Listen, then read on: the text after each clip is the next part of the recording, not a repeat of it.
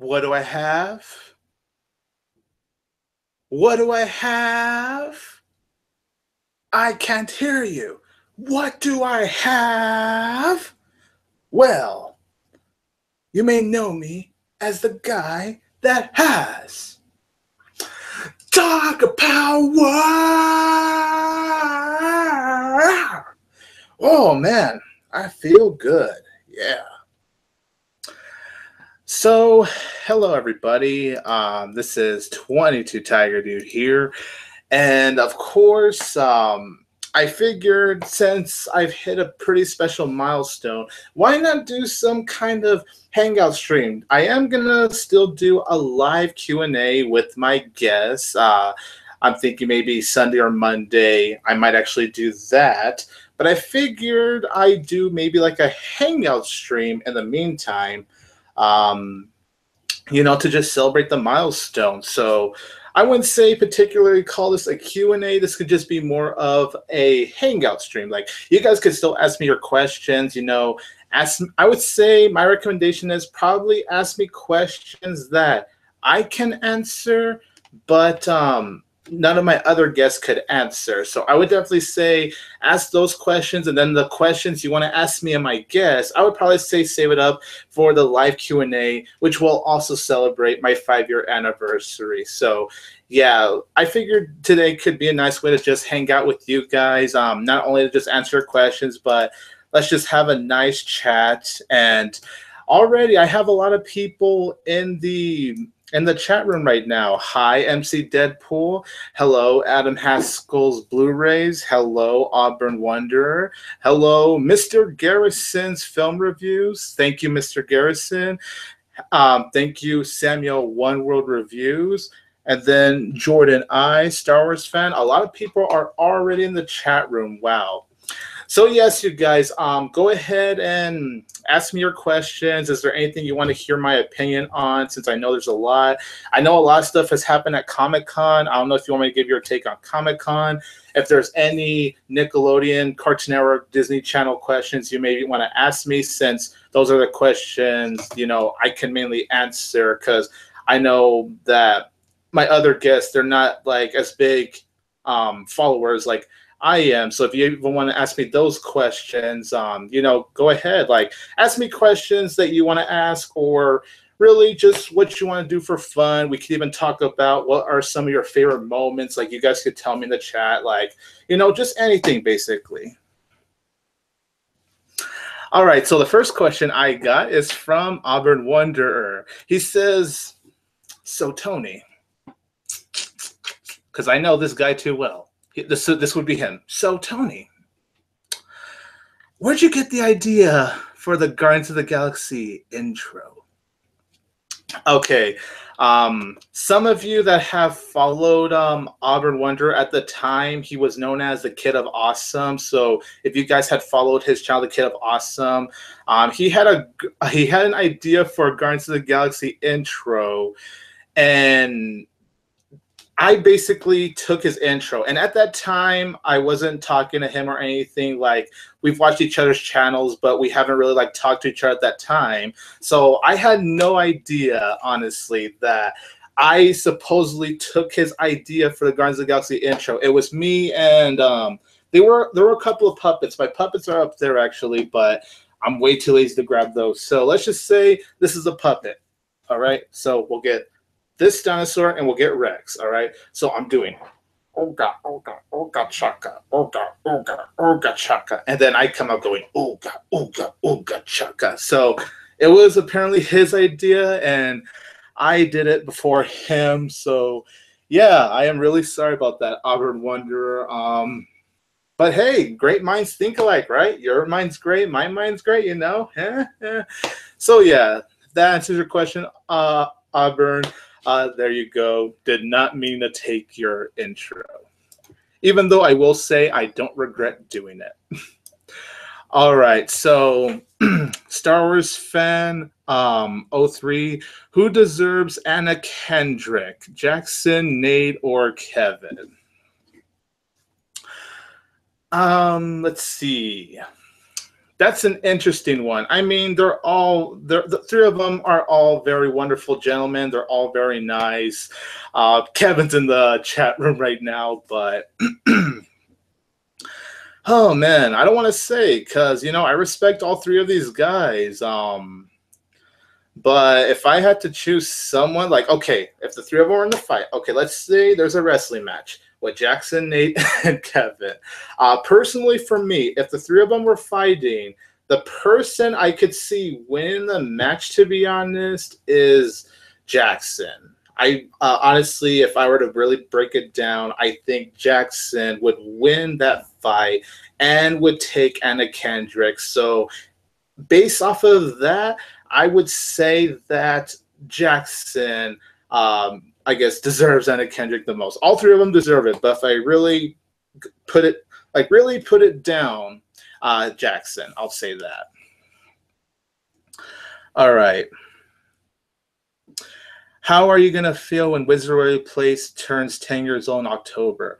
Oh, dude, the fact that it's going to be 10 years is insane to me. Like, I remember when I watched the first episode of Waverly Place, when it premiered back in October 2007, like, it literally felt like yesterday when I started watching that show. And yes, as most of you know, that's when I started to have my crush on Selena Gomez, was once I started watching that show. I know she's been in Barney and Friends before, but I guess I wasn't necessarily paying attention at that time.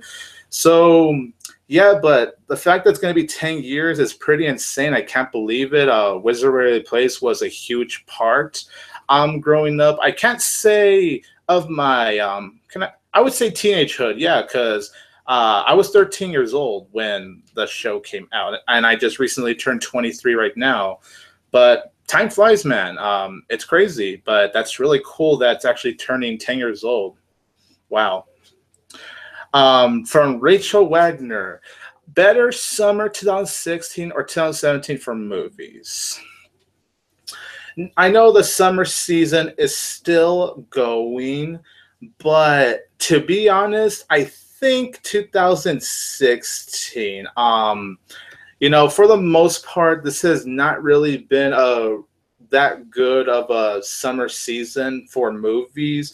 And 2016, yes, 2016 does have its misses, and I get that definitely gets bashed a lot. But I thought 2016 personally had a little more to offer when it comes to last summer. Personally, so far, I'll see which one I actually prefer once the summer season ends. But as of right now, I have to say I like 2016 summer movie season just a little bit more, if I were to state which one I personally prefer. Thoughts on the Emoji Movie having a 0% on Rotten Tomatoes? Oh my God, this has been the highlight.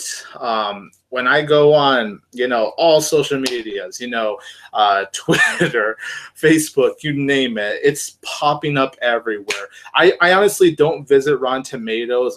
That's just the site I really don't care for, to be honest. But the reason I know most of the time of what movie is rated on that site is because, like, a lot of people I follow, they'll share like screenshots, and that's how I'm aware of what movie is rated that on that site.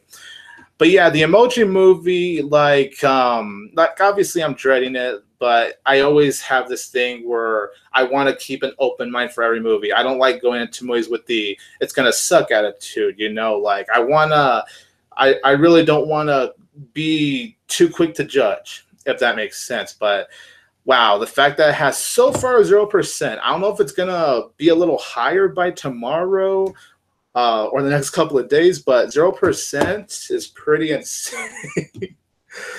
I mean, wow. I'm actually going to even screenshot just for the fun of it. Give me 1 second. Okay. This has definitely been like a lot of people have been really talking about this on social media, that's for sure. Okay, so I'm going to share the screen very quick.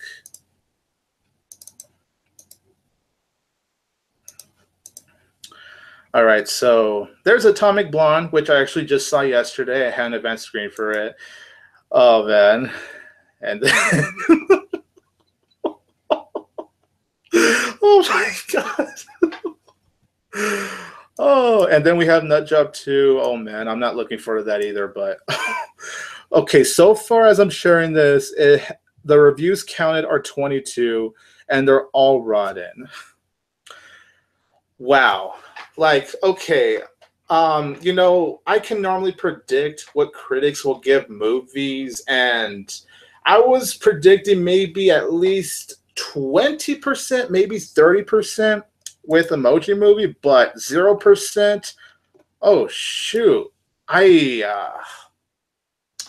I don't know what to say, to be honest. It's oh, it's quite something, that's for sure. Of course, obviously, I'll see, but the fact that it has a 0%, yeah, yikes, wow.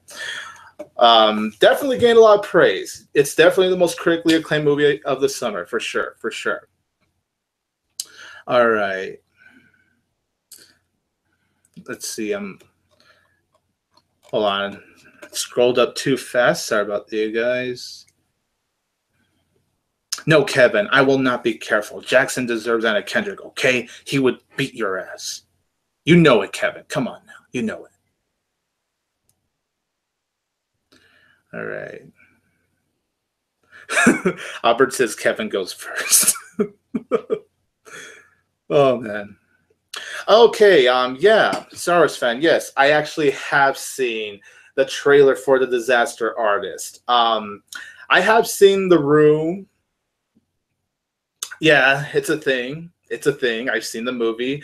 Definitely one of the biggest guilty pleasures of all time. I feel everything everyone says about this movie is honestly true. It is so bad. It is so horribly made. It's so horribly written, but yet it's so funny to watch. Like, I can't believe that this is a movie that was meant to be a drama, but because of how poor, and I think poor is a huge understatement because of how poorly written it was. Wow, it did not go the way Tommy Wiseau wanted it to. But as far as the trailer, it doesn't really give you much. It just shows, James Franco as Tommy Wiseau's character, the one that does, I did not hit her, it's bullshit, I did not hit her, I did not, throws the bottle to the ground. Oh, hi, Mark. Like, yeah, that was actually very cool. Like, I know some were expecting maybe a little more footage. For me, I thought that was perfect. As a teaser trailer, I thought that was actually perfect. Just seeing the behind the scenes of James Franco stepping out and messing up his lines countless and countless times. And then we cut to one of the cameramen going, take 67, like over 60 takes. And then you see Seth Rogen and Dave Franco and the others behind the cameras just getting so frustrated because they just want to get the scene done. And then, of course, it shows a disaster artist, and we see in the final shot that he actually gets the line and the entire scene down. And then that's when applause happens, and we see December. If I were to give you my short little trailer review, I guess you could say, yeah, I'm very happy with the Disaster Artist teaser. I think that's perfect, honestly. I'm honestly good not really seeing another trailer, if I have to be honest with you. I thought that trailer was honestly enough. Like, that's enough footage for me to see. Obviously, I am going to probably end up seeing the full trailer, but I'm just saying that that teaser, say, for example, that was the only trailer they released, I would personally be fine. I'm a huge fan of Seth Rogen and James Franco. I do love the concept behind it, and I know it's been getting some buzz at film festivals. So yeah, Disaster Artist, I look forward to watching that movie when it comes out. All right, let's see here.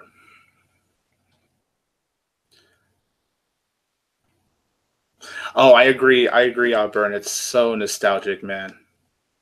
Hey, Rokan. What's up, Rokan? Thanks for stopping by, man. Oh, Chase from Down on Movies is in there too. Hey, man, congrats on 5 years. My question is, what's the worst movie you have seen that you would... Wait, lazy, wait. What is the worst movie you have seen that you would give a sequel to? Well, as far as like the number one, that's a tough one for me because like there's just so many like those abominable movies that for me personally, it's hard to choose that one movie, but that I would give a sequel to. Okay, the worst movie I've ever seen that I would give a sequel to. Oh, let's see. Oh God, I guess Freddy Got Fingered. I actually have seen Freddy Got Fingered. It's one of the worst movies I've seen personally. I guess if I had to give a sequel to one of the worst movies I've seen, that would probably be it. Thank you for the question, Chase, as well as everyone else. Thank you to everyone for these questions. I'm having a lot of fun so far. Let's see. I'd agree, honestly, considering we actually had two good sequels this year, and this year we haven't had shit. Yeah, especially for comedies. This has been a really weak year for comedies, honestly. There's only one comedy so far, you guys. I know some of you are going to be going, really, Tony, but I personally enjoyed this movie, Sandy Wexler. That is actually so far the only comedy personally I've actually found myself enjoying a lot. If I had to choose a close second, even though I thought this movie could have been better going in style, that wasn't a good movie to me, but compared to the other comedies that have come out this year, I do think it's a masterpiece. I haven't seen The House yet. I haven't seen Rough Night yet, so I can't judge those movies. But judging from the movies I've seen, the comedies, it's been really lackluster. Thoughts on the Star Wars trailer, even though I know the answer. The Star trailer. Sorry, I thought it said Star Wars. Oh boy. Okay, you guys. So I guess I'll give you another short little trailer review. The Star is a movie I was actually interested in when I read the plot synopsis. I like the voice cast behind this film. You got Gina Rodriguez, you've got Tyler Perry, you got a whole bunch of people that I can't name because there's just so many of them right now. But I did like the concept behind it, and Sony Animation Studios is doing this movie, so I'm like, okay, I look forward to seeing the trailer. So I see that they released the trailer online. I was like, okay, let's see where they go with this. And I watched the trailer, and Kevin just said in the chat room he knows my thoughts because we had a little minor conversation about it, let's just say that. And oh my God.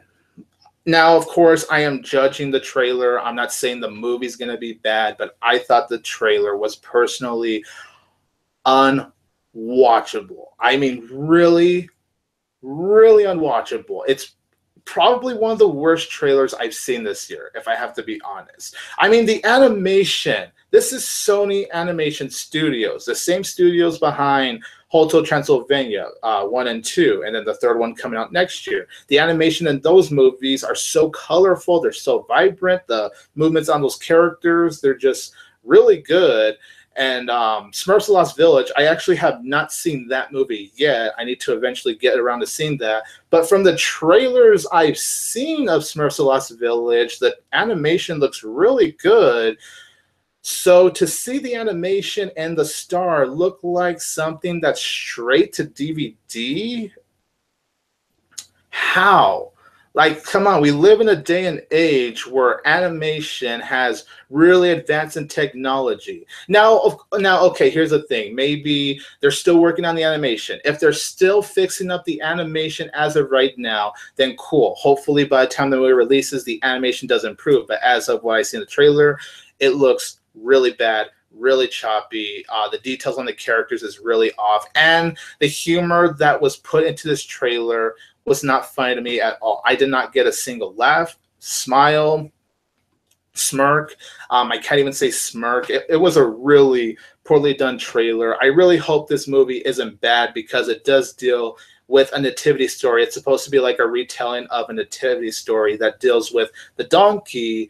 And just hearing that concept had me very, interested. But yeah, the Star trailer, I was not happy with that. Hopefully the other trailers can be better. And if not that, hopefully the movie, the final product, can be good. Now, let's see.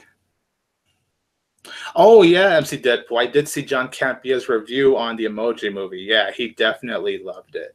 Hello, Sima Crab. Thank you for watching. Um, 5 years. What are some memorable reviews? So by memorable reviews, do you mean like what are some of my favorite reviews that I've done for my channel? Is that what you mean? If you're referring to that, I do love my Guardians of the Galaxy review, not just for the intro, but I just do love my review in general. I love my review for Everest for that intro I did with Auburn Wanderer. It was his idea, not my idea. He's the one that actually came up with that idea, and I have him to thank because that's personally one of the best intros in my opinion. The Civil War intro I did with Film Fano 599. At the time, he was WWE Fano 599, but the intro I did with him on Captain America Civil War, that was great. I love the Boss Baby intro I did with him earlier this year, too. That was really great.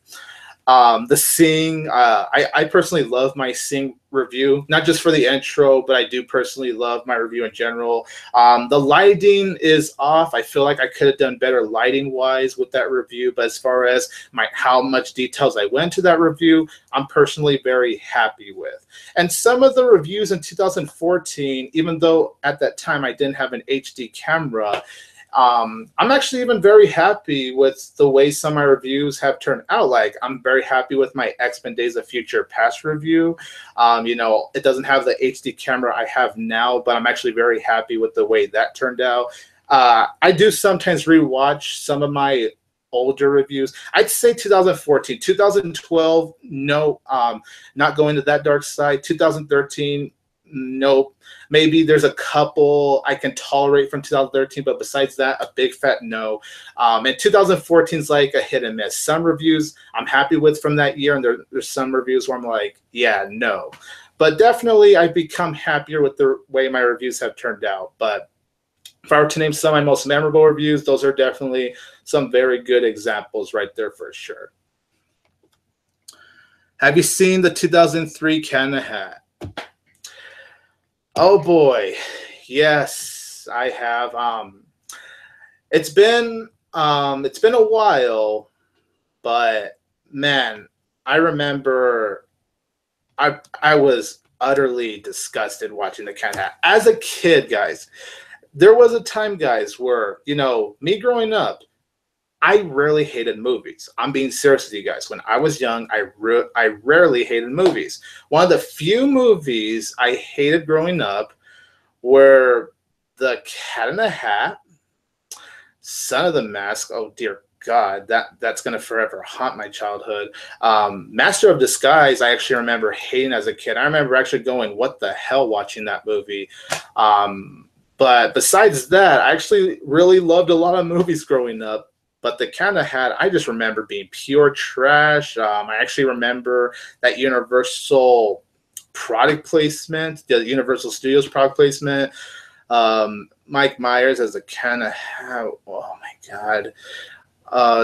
Dakota Fanning Young. I just remember the humor being. I mean, what humor? Just oh my God. I just was not a fan of the Cat in the Hat growing up. I hated that film. So yeah, I actually have seen the Cat in the Hat. Let's see.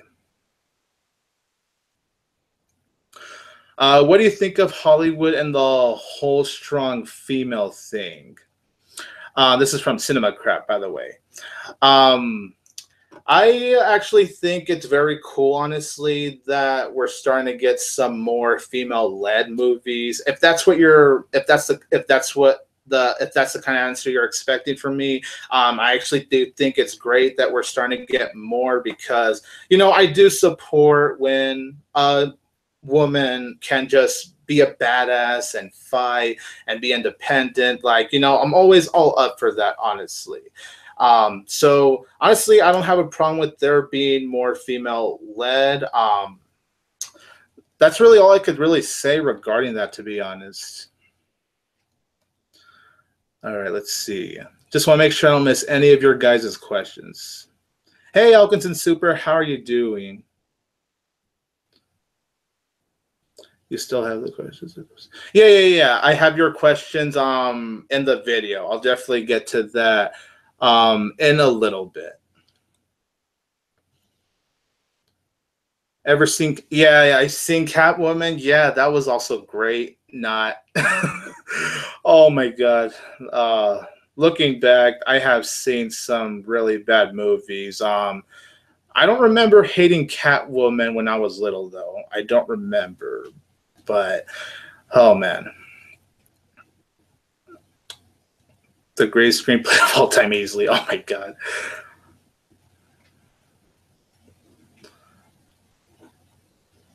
Oh hell yeah, Auburn. Hell yeah, all the way for the room, all the way. Thoughts on troll accounts?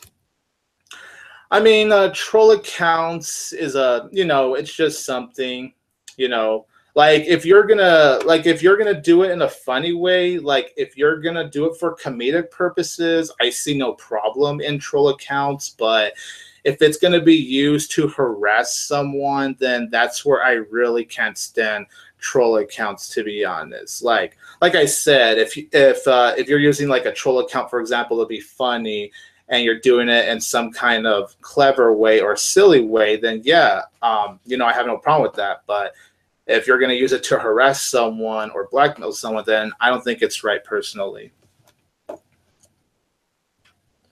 Yeah, I agree, Alkinson. It really was not on point. It really wasn't.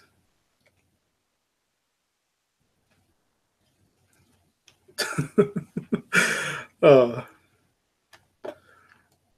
I love the chat room. Sorry if I make awkward pauses, you guys. I just really want to make sure I don't miss any of your guys' questions. Oh, awesome, and there are Chris. I'm glad you loved Cars 3. Yeah, I actually enjoyed Cars 3 personally. I know I still have to review that. There's a lot of movies I've seen this summer, guys, I still have to review. But yeah, Cars 3, I actually personally like that movie. I say as far as anime movies go, Lego Batman, I do think is just better. I think it's a better animated film, and it probably is still my favorite animated movie of the year. But yeah, Cars 3, definitely a very well done animated film, though. I was very happy with it.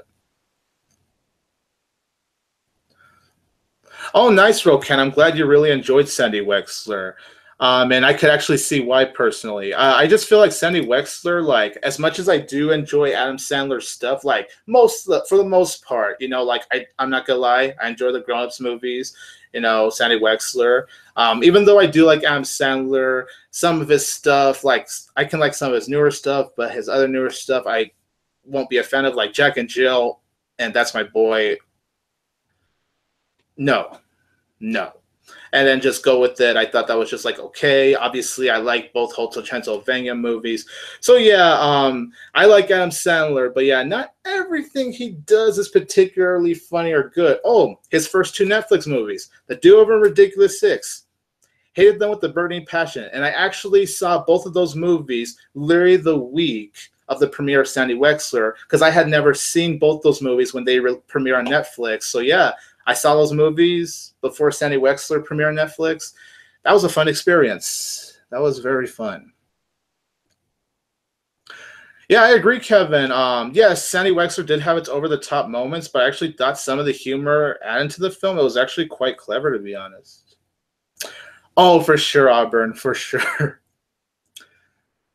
How about Ready Player One? Oh yeah, I actually just saw the trailer for Ready Player One yesterday. Wow, wow, what a trailer! Seriously, what a trailer! When they announced that Steven Spielberg was going to be doing a video game movie, I was excited. I couldn't wait for it because if we all know something from Steven Spielberg is that the man can make really great adventure movies.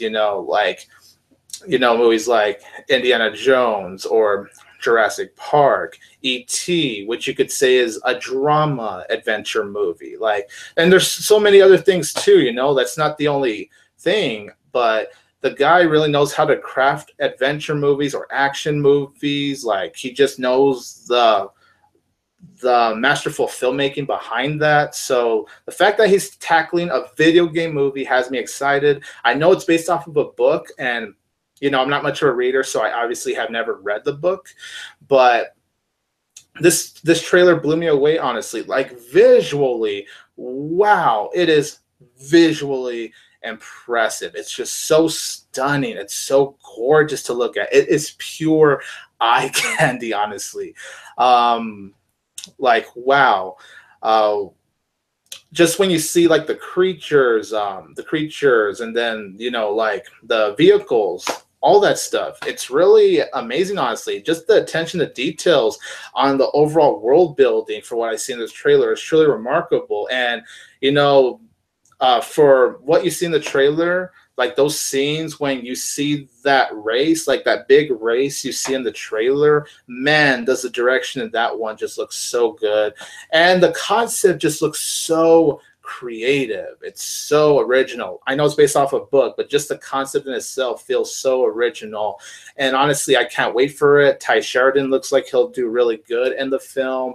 It's personally one of my most anticipated movies of 2018. I honestly could not be any happier with Ready Player One. Bring on Ready Player One, Mr. Spielberg. Take my money.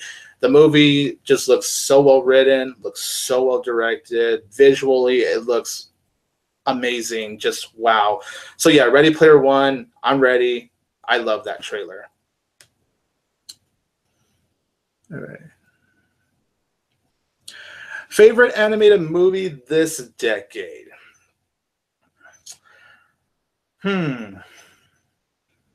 Now, obviously, there has been a lot of really great animated movies. Like, a lot of animated movies this decade have been really, really great. You know, but if I were to name maybe like of the decade, to be honest, it's a tie between Toy Story 3 and Tangled. And I know that's funny to say because both of those movies literally came out in the same year, 2010. So I know it's kind of funny for me to say. Wreck-It Ralph is another one that's definitely up there, but like what Toy Story 3 did and what Tangled did, obviously they're both different movies, they're both a different God, I can't talk. I love both those movies for different reasons. But if I had to really break it down, out of all the anime movies, I'd say right now it's a tie between Toy Story 3 and Tangled. As far as slightly, um, shoot, I did not even think about this, to be honest, but that would probably have to be my answer for that question. Looking for the Ferdinand? Oh yeah, Rokana. I honestly am looking for the Ferdinand. I think the trailer looks honestly very cute. I hope Blue Skies can make a good movie after the disaster last summer. Crazy to think, guys, it just turned 1 year old not too long ago. Ice Age Collision Course. I guess happy 1 year anniversary to that piece of shit. But I hope Ferdinand is for sure better than Collision Course, because Collision Course was a disaster. That was wow, wow, wow, wow. But I do think Ferdinand has a lot of potential. I know it's based off of the book. My mom has actually read the book and she's really liked it. So I definitely hope that this movie, from what I'm hearing from the book, the movie does do the book justice. And John Cena voicing Ferdinand, definitely interesting casting choice, but I like John Cena personally, and I think he could do a very good job. And the animation, honestly, does look very good. So I actually do look forward to that.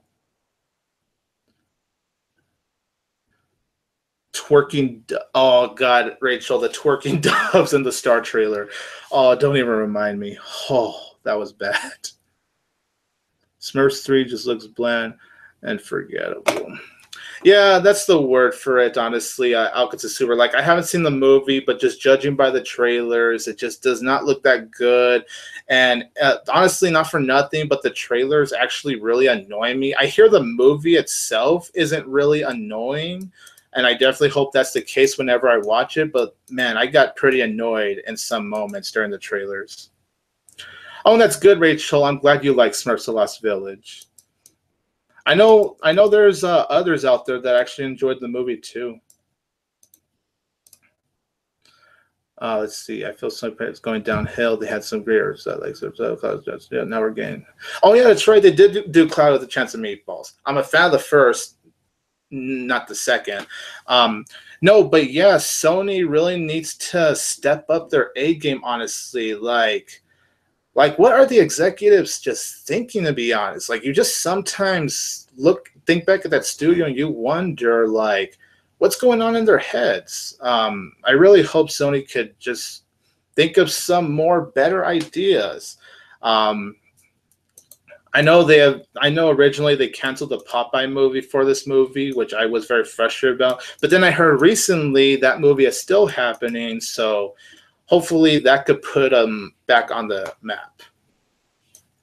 At least they got Hotel Transylvania 3. I am looking forward to Hotel Transylvania 3.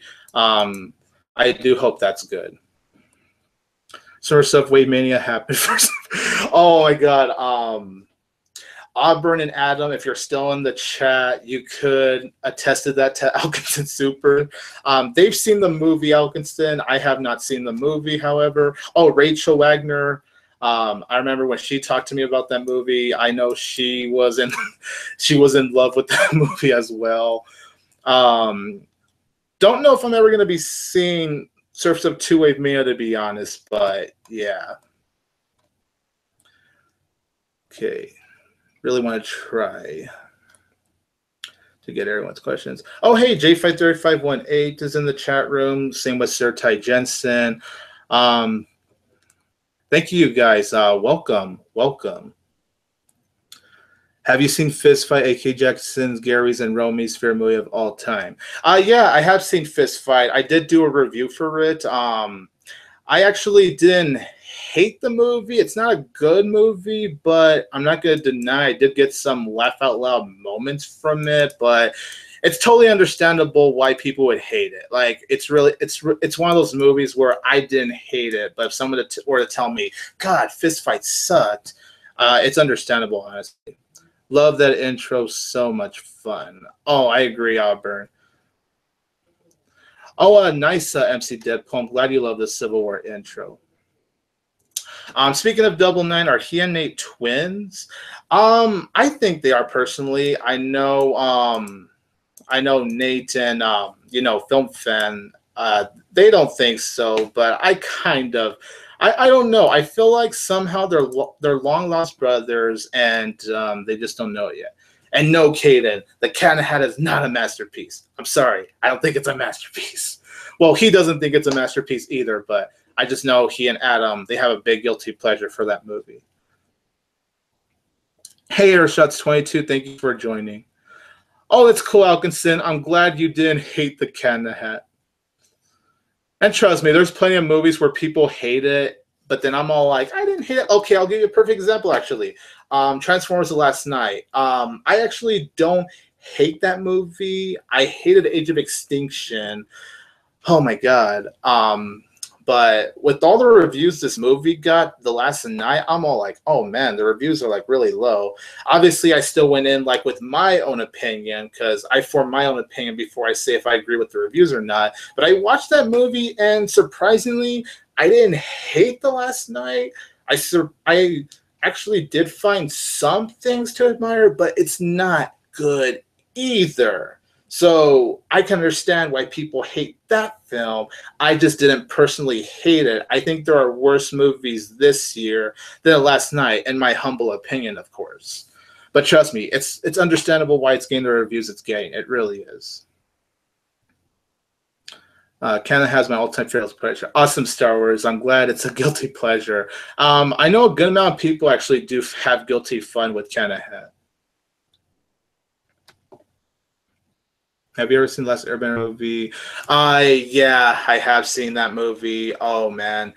And the funny thing is, I actually don't really hate most of the stuff M. Night Shyamalan hates. Like, I actually don't hate After Earth, for example. I actually did find enjoyment with that movie. The Happening is, like, one of my biggest guilty pleasures. Like, that's just a definition of a movie that's so bad, but it's so good.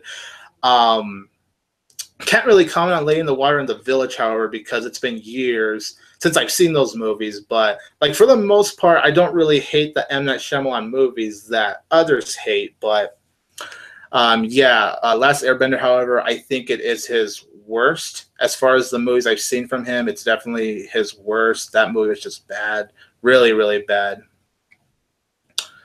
Um, Here's a question. Am I late? This is from Super Mario Fan 03, aka Brett. And no, Brett, I would say nope, you're not too late. I think I've been running for let's see, like what, 40 minutes? 40 minutes, 35 minutes, I were to guess. I'm doing good, Tiger Woods. Nice. What are your thoughts on the 2008 R-rated Tom Hardy Venom movie? I don't really have much comments regarding that. I mean, R-rated Venom, I know Venom is like a very big threat to Spider-Man. I don't know how it's going to necessarily work in R-rated form, but if Tom Hardy is going to play him, I'm kind of curious. I want to wait for some footages personally for that one, but that's really all I could say. I don't have too much of an opinion on it. And that's a good point, J5. The Venom movie could be a good idea if executed right. You could say that for basically any movie, really. Like it's always all about the execution. Like it really is all about the execution.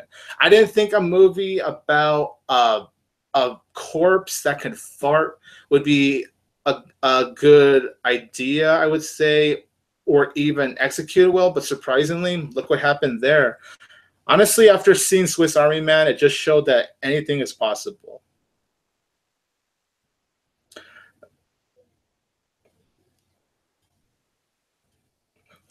Thoughts on people criticizing Christian Harloff, Chris Stuckman, and Jeremy Jahns for not liking a movie they love, Guardians of the Galaxy 2, Rogue One, Dunkirk.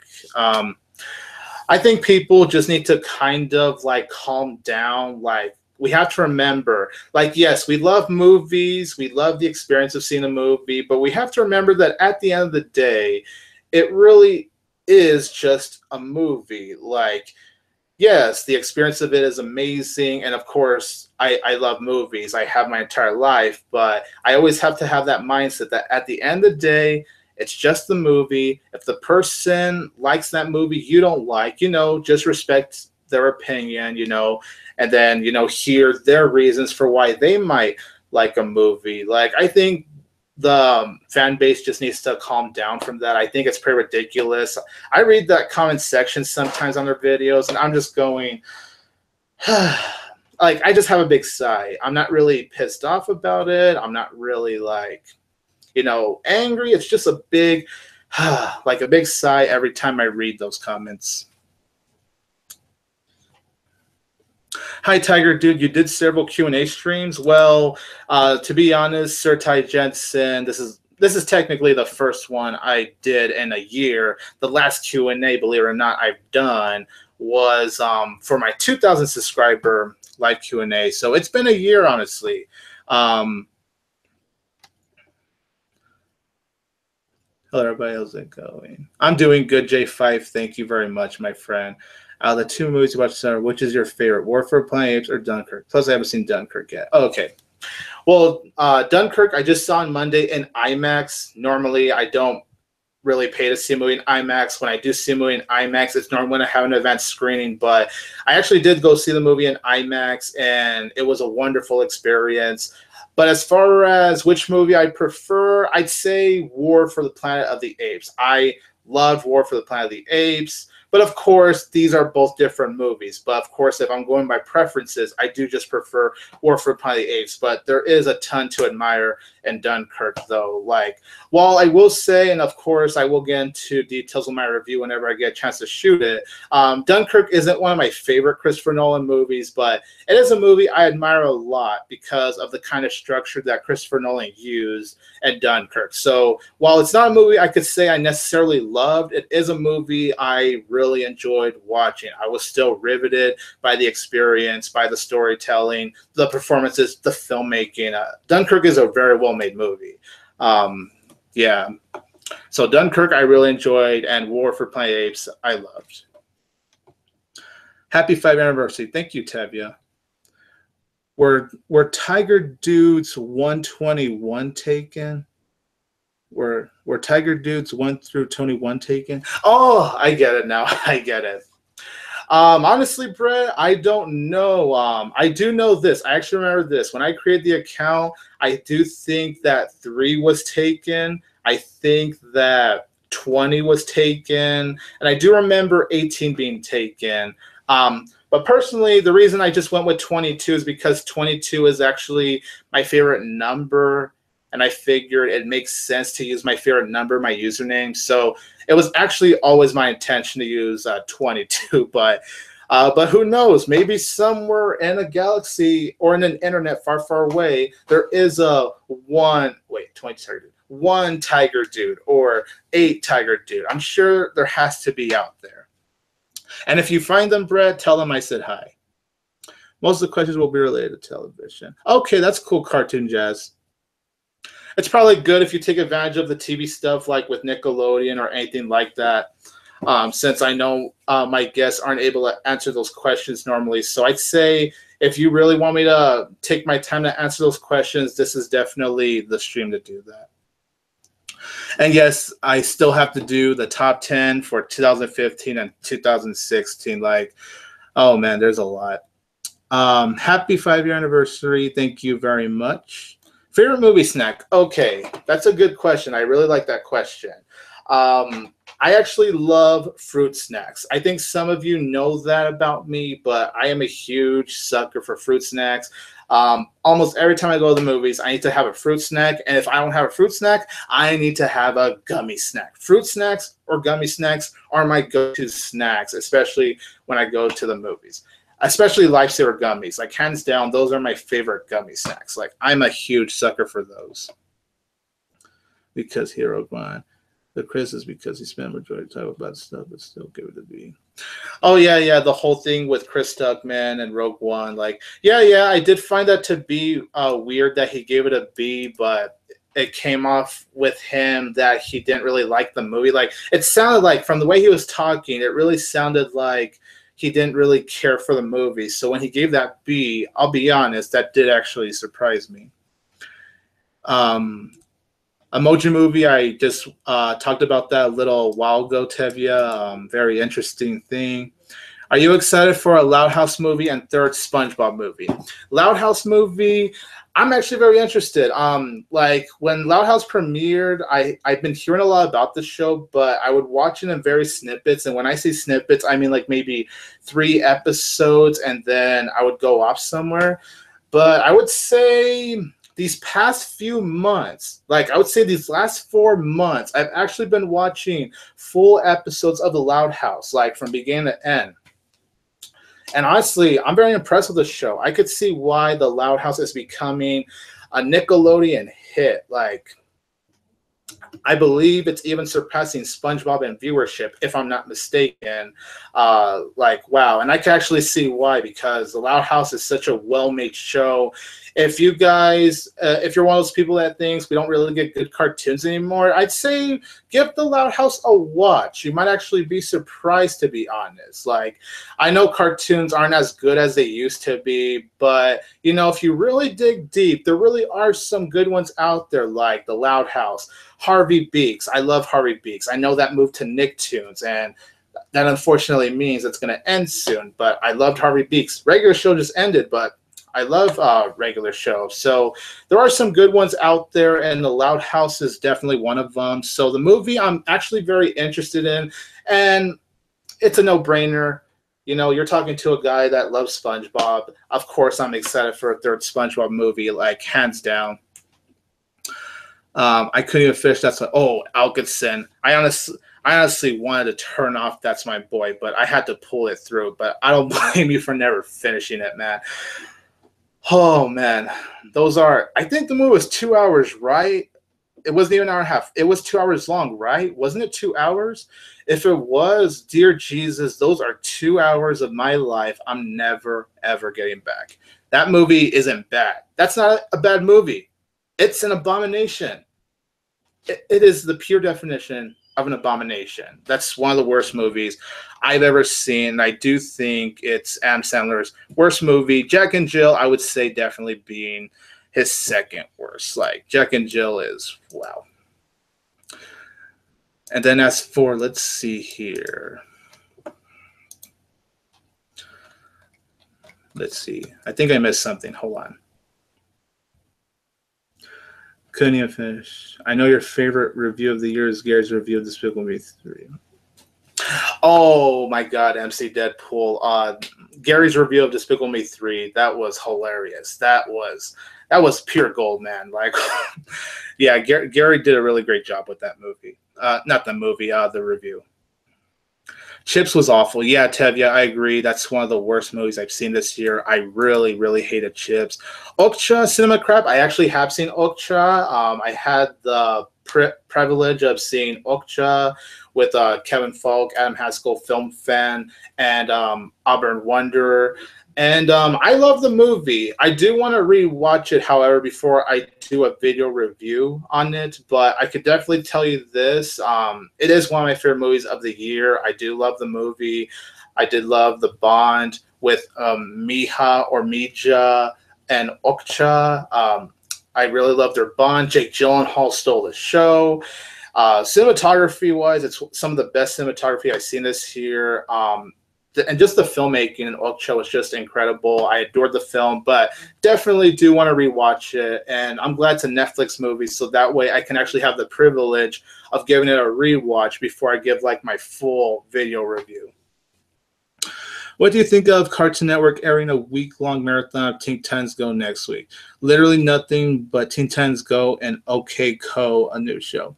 Well, OK Co I haven't heard about, so I can't really comment on that. And I don't really watch Teen Titans Go, but to be honest with you guys, I'm not like in the hatred level with Teen Titans Go. I think it's just a very mediocre show. Like, it's not quite bottom of the barrel, but it's not quite like an achievement or anything. It's literally just in the middle. It's a very mediocre show, in my opinion. It is a show I'd watch very once in a while when there's nothing really playing on TV. As far as them having like a week long, you know, like it's a thing. It's gonna happen. Summer, winter. Summer for sure. I just have, you know, it's just cool to just be able to kick back. Like, yes, there is the sun, and I can't stand the sun, but there's just something about like going out and having ice cream or snow cone, anything to keep you like cooling off during the summer. It's I just love having that kind of experience. It's weird. Even though I don't like the hot weather of it, I do like when I could just go out or just have fun and all that. So I'd say summer for sure. It's a complete love letter. Let's see. This is this one. Oh my God, Tevya. Oh my God. That It trailer was so freaking creepy, man. Oh my goodness. Wow. Yeah, I'm really excited for It, to be honest. Like, wow, that movie, honestly, this is a movie I honestly didn't think I would be like really excited for. I was intrigued. I started out with maybe curiosity, then I got more intrigued, and I got interested, and then I've honestly become excited. Like, and this trailer just, wow, it raised my excitement even more. And that's saying something because that teaser was incredible, but I somehow got just a little more excited after watching this recent trailer. That is how you do a creepy trailer. That's how you do it. I'm very happy with the marketing so far for It. Do fish get thirsty? I'm pretty sure they do. I'm pretty sure they do. I just hope Spielberg makes the villain bigger. Yeah. I think I know what you're talking about, Cinema Crap. And yes, Cinema Crap, I can agree on the BFG. I actually think that's one of Spielberg's weaker films. I did not really care for the BFG. I almost fell asleep in the theater. Not that it was a bad movie per se, because you know there are things. There are different things. You know, there's a difference between a bad movie and a boring movie, but then you could have both a very bad and boring movie. You know, it's kind of interesting. But no, BFG I don't think is bad. I just think it's really boring. And Yeah, it was disappointing for sure because I was looking forward to it. And Spielberg directing a Disney film, like, how can I not be excited? And yeah, for the most part, it really did let me down. Oh, that's awesome, Rachel. That's cool to hear that the book is great. Have you seen? Oh God, MC Deadpool. Yes. Oh my God. Not a fan of Little Nicky. Oh no, that movie. No, I like Adam Sandler, but no, that was not good for me. That was not good. Okay, Cinema Crap. Here's one: Marry, Bang, and Kill. All right. So his Marry, Bang, and Kill is Mother Gothel Hans or Teka in monster form. Tekka. Okay. I guess I would marry Mother Gothel. I guess I'd bang Tekka, and then I guess I'd kill Hans. Um, those are good picks. Adam Haskell, I really like that. Inside Out for Rachel Wagner's animation of the decade. Yeah, Inside Out was really great too. Honestly, Star Wars fan, I do think Ferdinand should move up its release date up because, like, I mean, I think it's releasing the same day as Star Wars Last Jedi, right? So yeah, I know. I think November is pretty stacked, though. I would say maybe move it to November, but you already got Coco coming out on that month, so I don't know.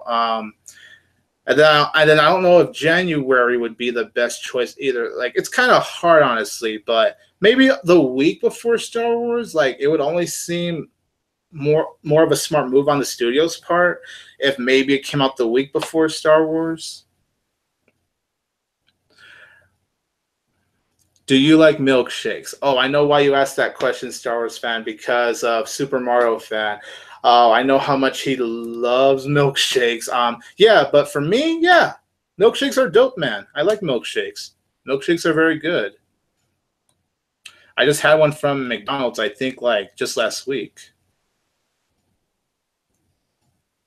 Yeah, I agree with you, Invader Art Chris. I don't think it's an atrocious show. I think, believe it or not, there are worse shows. But yeah, it's not really that good. Then the movie has jump scares. Oh my god, the jump scares in it. Oh my goodness. Beautiful looking and good moments. My god, the monster giants are completely. What's your opinion on the big cartoon?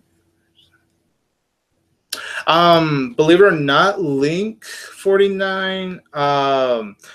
I don't really watch the cartoon reviewers. I mainly follow like movie reviewers or even some TV reviewers, like the live action TV stuff. But like as far as cartoon reviewers, I don't really follow any cartoon reviewers. I probably should look into that, but believe it or not, I don't follow any, and I'm sure that's surprising considering I'm a big cartoon guy.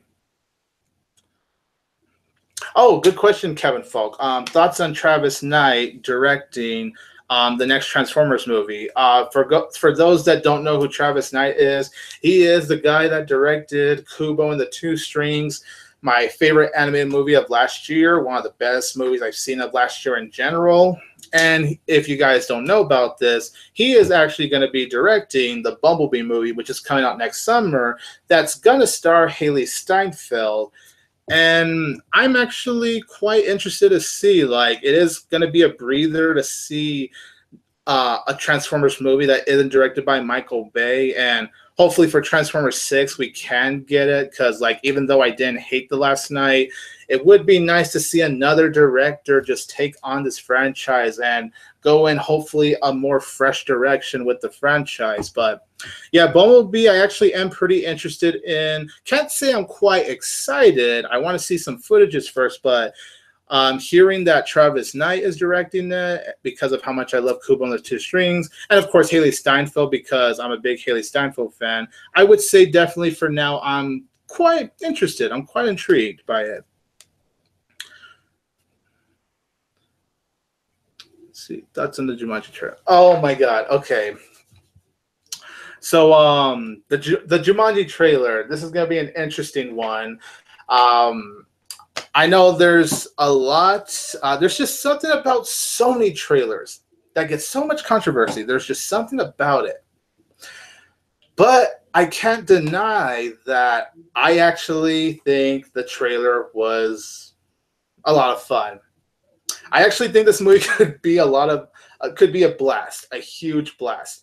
I mean, I like The Rock, I like Jack Black, I like Kevin Hart, I like Karen Gillan. I pretty much, not pretty much, I love, honestly, all four of these guys. I think this is a great cast right here. And the fact that they're switching it up, like whereas in the first film it is a board game, the second film is going to be more of them going into the video game world. So we're focused on a Jumanji video game console, which I could see why would bother people because we're so used to the board game. But, you know, with today's modern, like, you know, this modern age dealing with technology like phones or laptops, video games, I think it makes sense, honestly, to go in this direction personally. So I do want to see that. And the fact that these kids turn to Alex Wolf, who used to be in the Naked Brothers band. Anyone remember that show? Yeah, he's actually in here, and he's gonna be the Rock like the minute he goes into the game. But then, of course, the funniest thing is having that stereotypical pretty girl being Jack Black. So I think that's hilarious. The comedy, for what I see in the trailer, looks really funny. I think the location, like the jungle, it looks really good. I do like the cinematography from how it is shot. Nick Jonas appears in very snippet shots a couple of times, so it's going to be pretty cool seeing Nick Jonas here. And honestly, I just think the movie could be a ton of fun. I really am a sucker for adventure movies. And I know in some ways this is like a continuation. I know Dwayne Johnson said this will honor, you know, Robin Williams. Rest in peace to him. So I look forward to seeing what they could do with Jumanji: Welcome to the Jungle. I was interested in it, honestly, the minute The Rock said it would be a continuation. So I look forward to seeing how it plays down. It looks very well directed.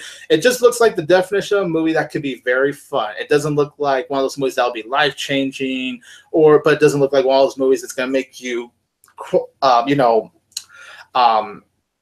I don't even know what to say right now. Stab your eyes out. There you go. Although I know to a lot of people, however, that's a different story. But for me, I do think Jumanji: Welcome to the Jungle looks like a ton of fun. I actually can't wait to watch the movie. So I definitely hope the movie delivers on being just really fun. Doesn't have to be anything great. Doesn't have to be anything terrible. I would hope it's not terrible when it comes out. I just want it to be really fun. So, but yeah, I could see why there's a lot of people that aren't exactly a fan of it, but personally, I just think it could be a lot of fun. I think there's potential for sure. All right, it's about PFG.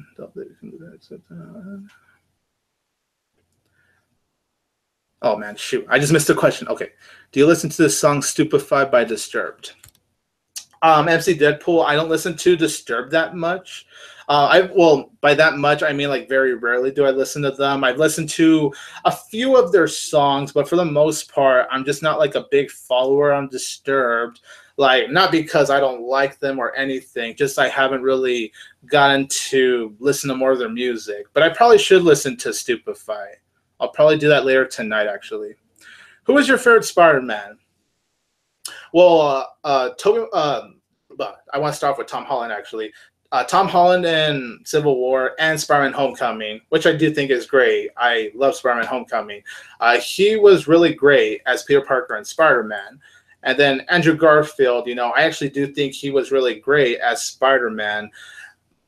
Toby, I do think, is a great Spider-Man too. So if I have to really choose between the three, I'd probably say Tobey Maguire, just because it's probably for nostalgic reasons, obviously, but there's just something about what Tobey Maguire brought to the characters. Yes, even in Spider-Man 3, which most of you know, I'm actually not on the hate level for. I actually think that's a far better movie than what, you know, people are giving it credit for. But, you know, what Tobey Maguire brought to that character, honestly, he just brought so much charm and personality, and I just really loved what he brought to that character. So I'd probably say Toby, honestly, but I haven't really hated, like Andrew Garfield or Tom Holland. I think for different reasons, they are really good at playing that character. Thoughts on J.G. Quintel, creator of Regular Show, getting a new cartoon called Close Enough, which is aired on TBS. I think that's a very cool idea, honestly. That gets me excited. And I actually have not been really watching TBS as of late. I think last year, I haven't really watched the TBS channel since last year, but now I have a reason to watch the TBS channel. I think that's great, honestly. For him to go from doing a Cartoon Network show to a TBS show, I think is really great. I have seen a couple of images for the show, and I think it could be really cool. I'm not sure what it's about, though, but I'll probably save that for whenever the show comes out. I don't know when the show comes out, though, but I definitely do want to go ahead and check it out.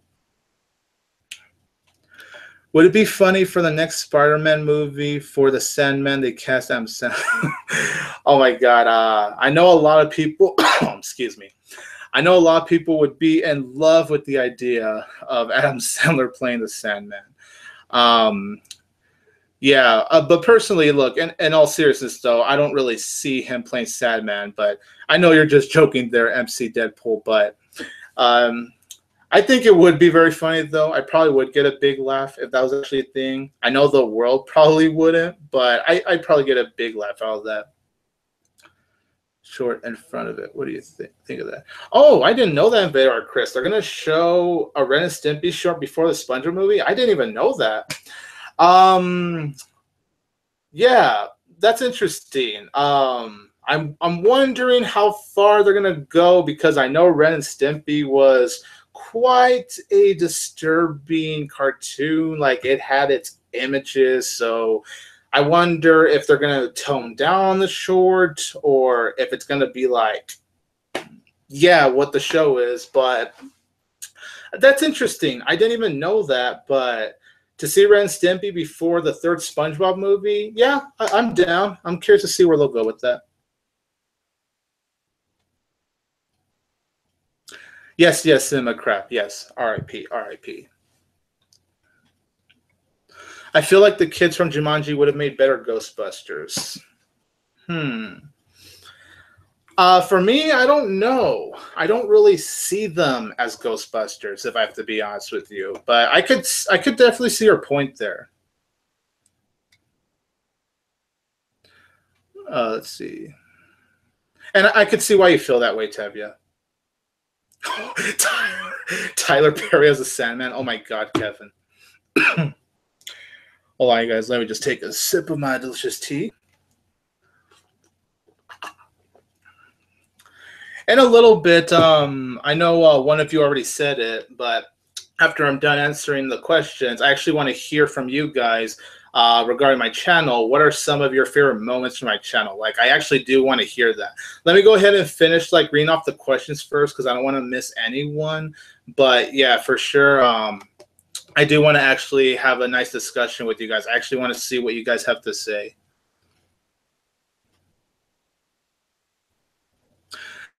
That Invader Art, Chris. But to be honest, I'm not gonna lie to you, man. I actually did have fun with the 2016 Ghostbusters. I could see why people aren't necessarily crazy about it, but I do think that the 2016 Ghostbusters did live up to its potential. Well, considering I was actually dreading that one, the only difference is I was actually dreading that movie, and I ended up liking it. And I'm actually looking for Jumanji: Welcome to the Jungle, but I really hope it's not like reverse. I actually do hope it stays as interesting as the marketing for it is right now.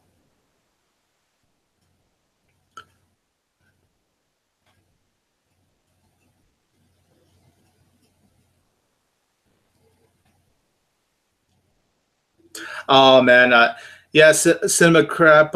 Yeah, just try not to give any spoilers, man. I actually did just realize there. I know I missed that actually. Yeah, try not to please spoil anything, Cinema Crap. Please don't do that for those that haven't seen the movie. Yeah. Of course, let's always try to be careful not to give away spoilers to you guys. I do want to be respectful of those that want to go into a movie surprised.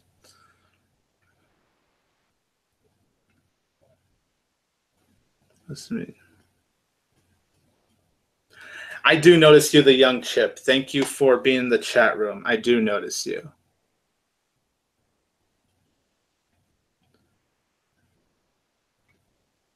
I could see why you think it looks lame, Ty Jensen, but that's cool. It's coming on your birthday. That's pretty nice. Speaking of birthday, by the way, very quick. I know it's kind of going off topic, but I honestly think my birthday weekend this year has been incredible because I loved War for Planet of the Apes. I did see that Netflix movie To the Bone as well with Lily Collins. I thought that was pretty good. I liked To the Bone. And The Big Sick, although I know it's come out in other cities like limited worldwide, it came out on my birthday weekends, and I love The Big Sick. So, like, it's funny. As of right now, War for the Planet of the Apes and The Big Sick, they tie as my favorite movie of the year. I don't know which one I loved a little bit more personally, and they both just happen to come out on my birthday weekend. I find that interesting.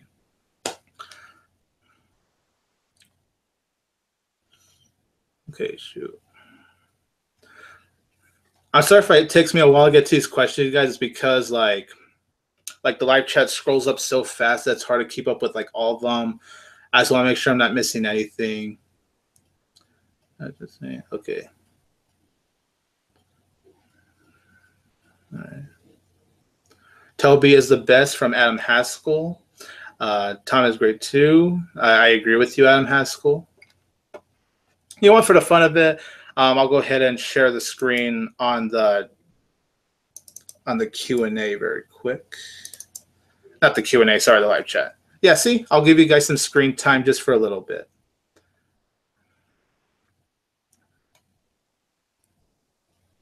Sorry, so Tom is my favorite. Oh, absolutely, Ty. I could see why people would say Tom is their favorite Spider-Man, honestly. Oh, yeah, I know Kevin was a fan of the Amazing Spider-Man movies. Oh, boy, Adam as well. Especially for the first Amazing Spider-Man. Right, Kevin and Adam? It's an adult version of regular show. Honestly, based on the image, Cartoon Jazz Lover, I could see that. I really can. The young chip. Yeah,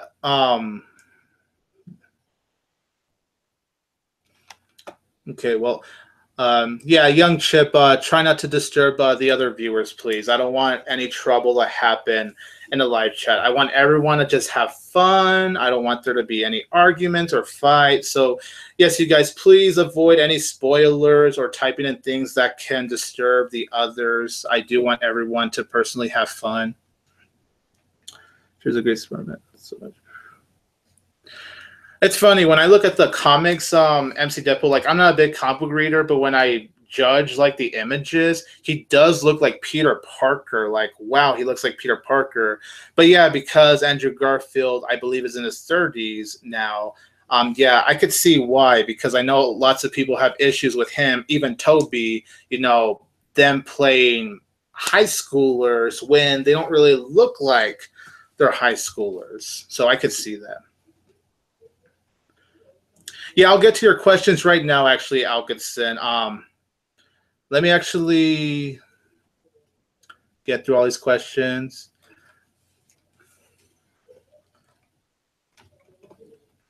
Yeah, so I would say, you guys, try not to ask questions as of right now so I could get to everyone's, because after this, I do want to get to Alkinson's questions, and then I do want to actually talk to you guys about my like your favorite stuff for my channel, because honestly, that's something I've wanted to know from you guys for a while. Yeah, did you know that some crew members of Ren Stimpy went on to work on SpongeBob like this? Yeah, I did know that actually, and I think that's pretty cool. All right, good sir, Kevin Folk. Gonna go get some tea. Oh my God, Kevin. It's a little running joke me and Kevin have for those that are a little confused. Did you like the casting choice of Rogue One? Yes, I did like the casting choice in Rogue One. I did think that the cast did a very good job in that film. As a YouTuber, how long does it take to get on the map? Um, that's kind of a hard question to answer, pop in movies, because it really depends. Honestly, it depends how fast you are to spread, like, to spread the word on your channel. Like, some people can get a lot of viewers like quick, like in a minute, but then there are others where they put up a lot of content, but it takes a while for them to catch people's attention. So honestly, that's a hard question to answer. It really depends what you do to grab other people's attention. I think that's the best answer I can personally give. I enjoy Dead Man Says, but it's just me what's kind of pushing this one. Yeah, I could see that definitely, Cinema Crab. I could see how people would say that, and I will say that Jack Sparrow, he did seem a little bit different. For sure, from the other four. Dead Men Tell No Tales, I'll tell you guys this. It's actually my second favorite in the Pirates franchise now. I actually think that movie, it's actually the best Pirates sequel to me, And I really enjoyed Dead Man's Chest and At World's End, but there's just something about Dead Men Tell No Tales that just brought a little bit more of that magic. But I will say, if I had to say one of my flaws, is that, yeah, Jack did seem a little bit different compared to the other four. And not only that, but he seemed a little too drunk, honestly. And he wasn't like being like clever drunk. He was just being like drunk. So yeah, I could definitely see where you're coming from there. He was funny, but he was not badass. Yeah, like I said, I can see that. Would be a better Venom than Mark Ellis. Yes, MC Deadpool. I could definitely see that, because even though I do think Spider-Man 3 is a great comic book movie, yeah, one of my issues with the film is Topher Grace as Venom. Now, look, if you guys have seen my review for Spider-Man 3, which I did do last summer, I actually don't think Topher Grace is that bad when he's Eddie Brock.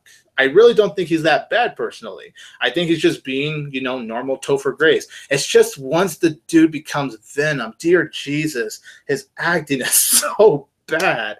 Like, as much as I think the movie's great, I can't deny that's the worst part about Spider-Man 3. Oh, man. Let's see. I'm on the internet.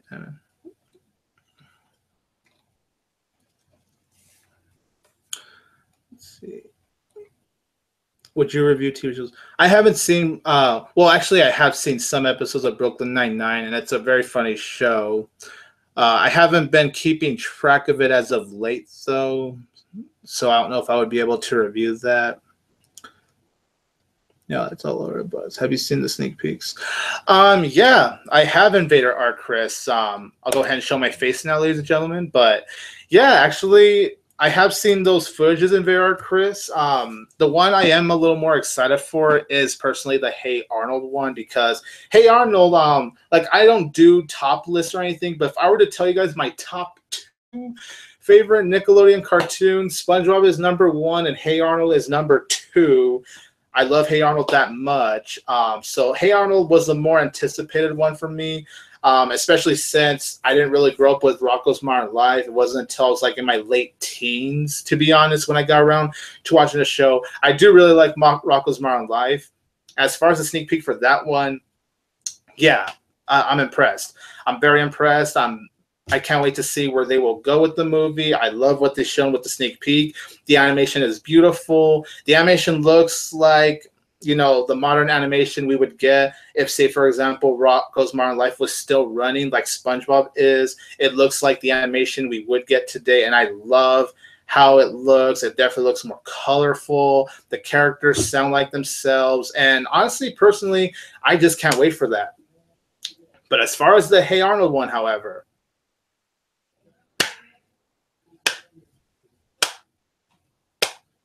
yes. Oh my God, yes. I am so looking forward to Hey Arnold, the Jungle movie. I can't believe my second favorite cartoon, my second favorite Nickelodeon cartoon, is actually coming back with the TV movie. So just seeing that sneak peek, it brought so many memories back. I actually still watch Hey Arnold now. Like, if you guys remember, I actually do own the box set of Hey Arnold, and I'll actually sometimes watch Hey Arnold still to this day. So it's still even a recent thing. It's still a thing even as of today that I'll watch the Hey Arnold episodes.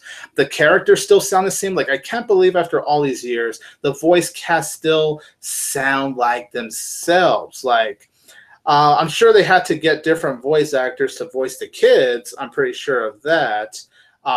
You know, I don't have a huge knowledge, but I'm pretty sure they did use different voice actors for the kids, but they're very on point.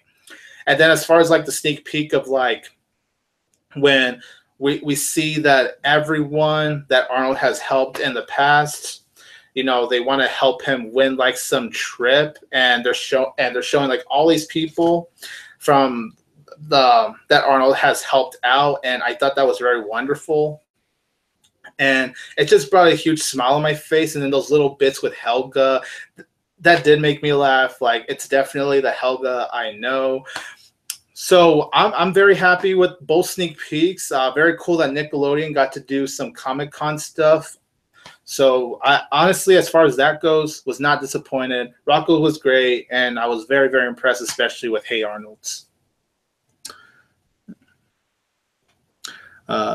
Penis partner. Fuck the worst part. The worst fucking made smart films. Oh yeah, Adam, I believe that, buddy. I truly believe that. You love it. MTV's Amazing Spider-Man. Hey, Jacob Durham. Thank you very much. Yeah, the cool cat icon, Kevin. Cool cat. Facts you should know said, hey, give me some YouTube tips. Honestly, as far as YouTube tips go, like, you know, just have fun, be confident, try not to, I guess, get overly stressed, just feel confident. Like remember, I said this in my reaction video. I said this in when I reacted to my first video, which thank you all for watching that video, by the way. But I was shy and all that, but then you learn the more you start to progress in making videos, the more confident you get. So I'd say my advice is just start out small, and then eventually you'll definitely rise up for sure. I didn't think I could rise up this much, but look where I am now. Anything really is possible. You just gotta go for it. Oh, cool. What's your opinion? Just gave you some tips right now, Chance. Oh, okay. MC Deadpool, I was actually expecting this question from you because I know you're a big Seth MacFarlane fan, as I am. I am actually a fan of Seth MacFarlane. The Orville trailer, I'm actually very happy with. I know it's like the Star Trek kind of show that Seth MacFarlane is creating. I thought the trailer was honestly pretty funny so far. And I know Jon Favreau is actually directing the first episode of the Orville, so that has me hyped. So there's not really much else I could say besides that. It looks like it could be a really fun show. I am looking forward to it. Okay, the battery in my computer is running low. Give me 1 sec, you guys. That way my laptop does not shut down on you. Okay.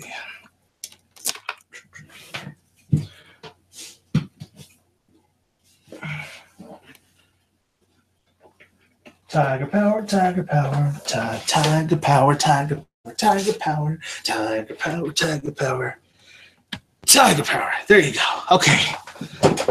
That way, this stream does not shut down.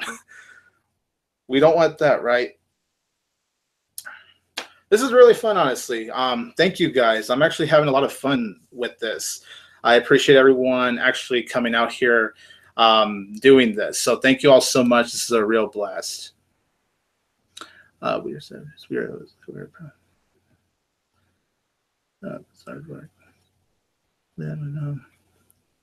oh, you're welcome, Poppin' Movies. You're welcome.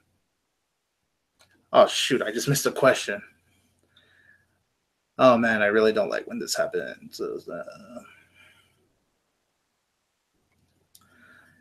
Is Double Chicken Little? Um, if he wasn't, if we were in an animated world, yeah, I could see Film Fan being Chicken Little. I could see that.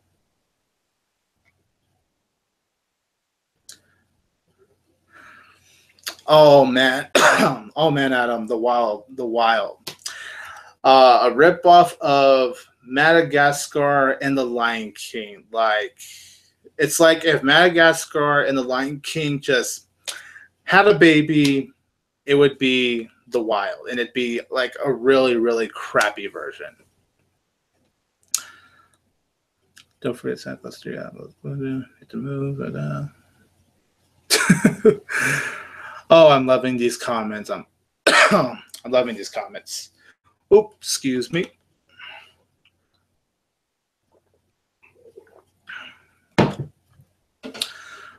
What Joe Murray shows do you prefer, Rocko's Modern Life or Camp Lazlo? I'd probably say Camp Lazlo, just because I was introduced to Camp Lazlo way before I got into Rocko's Modern Life, and there's just something about Camp Lazlo that I just adore. Honestly, when you really look at it, Camp Lazlo is kind of Cartoon Network SpongeBob SquarePants. I mean, the characters, I'd say specifically the leads, like they're kind of Cartoon Network SpongeBob and Patrick, like Lazlo, Raj, and Clam.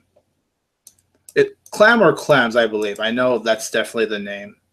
But I'd probably say, yeah, I'd say Camp Lazlo. Like, man, I honestly hope Cartoon Network can make a TV movie. Like, I think Cartoon Network should do that, to be honest. Like, same with what Nickelodeon's doing. I think that Cartoon Network should do that with some of their shows. Specifically, the shows that didn't have the strongest ending, like Foster's Home for Imaginary Friends. That's a really good show, but the series finale was so disappointing. And I actually want to see Cartoon Network make a Foster's Home for Imaginary Friends TV movie. I think that could be really cool, honestly.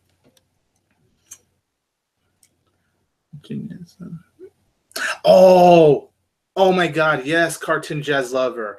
I'm so excited for the stop motion Halloween SpongeBob special. I can't wait. I love the stop motion Christmas special that was 5 years ago. Crazy to think it's been 5 years since that came out. And now to get a Halloween one 5 years later. Oh, dude, I'm so excited. I really can't wait. That was really cool for them to actually show that. Yeah, I can't wait for that. Oh man, this is an interesting live chat. This is a very interesting live chat. Oh dear, we don't. Oh my God. And Vera Chris, it's been a while since I've seen Chicken Little, but I remember finding it all right. I think I need to rewatch the movie, but for what I remember it being like an all right animated movie. I think that's the best way I could describe it. Like, it was all right. Yeah, Alkins is super. It probably is controversial, but honestly, yeah, that's just how I feel. Oh, Jacob Durham, if you like Greasy Strangler, a Strangler, honestly, more power to you, man. I think you know my thoughts on the film, but you know, if you like it, man, more power to you. That's a great thing about movies. They're made for different people. So honestly, if you like Greasy Strangler, then you like it. Yeah, yeah. MC Deadpool. Double Nine was the best character for sure in Chicken Little. All right, you guys, I'm going to go ahead and get to Alkinson Super's questions now. Since there's an interesting conversation going on in the chat room. Okay, let's see. And then after this, you guys, I actually want to hear you guys' I actually want to hear what you guys have to say about, like, what are some of your favorite moments from these last 5 years? But not yet, not yet. Wait for me to answer his questions, and then I'll for sure ask you guys that. But don't do it yet. Don't do it quite yet, though. All right, so So I got 21 questions from Alkinson Super. All right, let's do this. You guys ready? In fact, I'll go ahead and share the screen for just a little bit.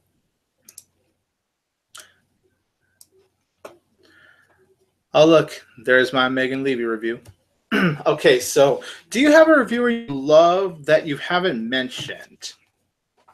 That's a good question, Alkinson Super, because there's definitely been some YouTubers that I've been getting more into, but yeah, I haven't really mentioned. Let me look at my feed very quick. Let's see. Who is someone I've gotten into? Let's see. As far as like recent, let's see.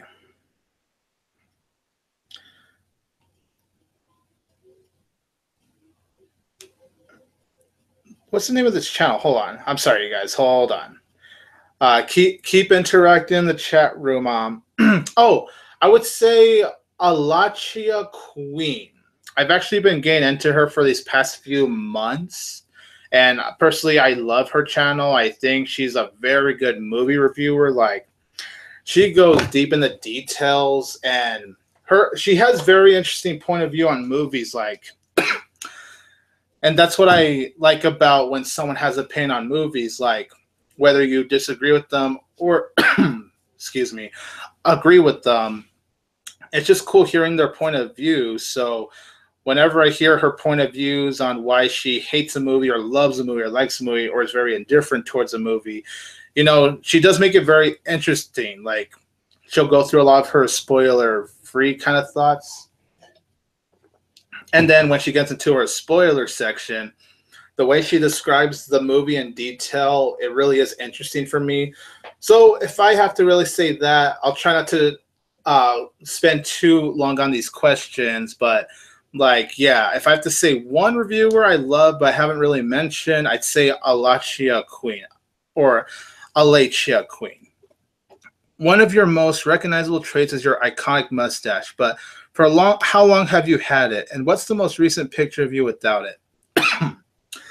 Honestly, Alkinson, I've had this mustache for a long time. I don't think I've shaved this mustache. Oh, shoot. Maybe since early last year. I think since early last year, if not early last year, then late 2015 is like the last time I shaved. Sorry if I'm coughing a lot, you guys.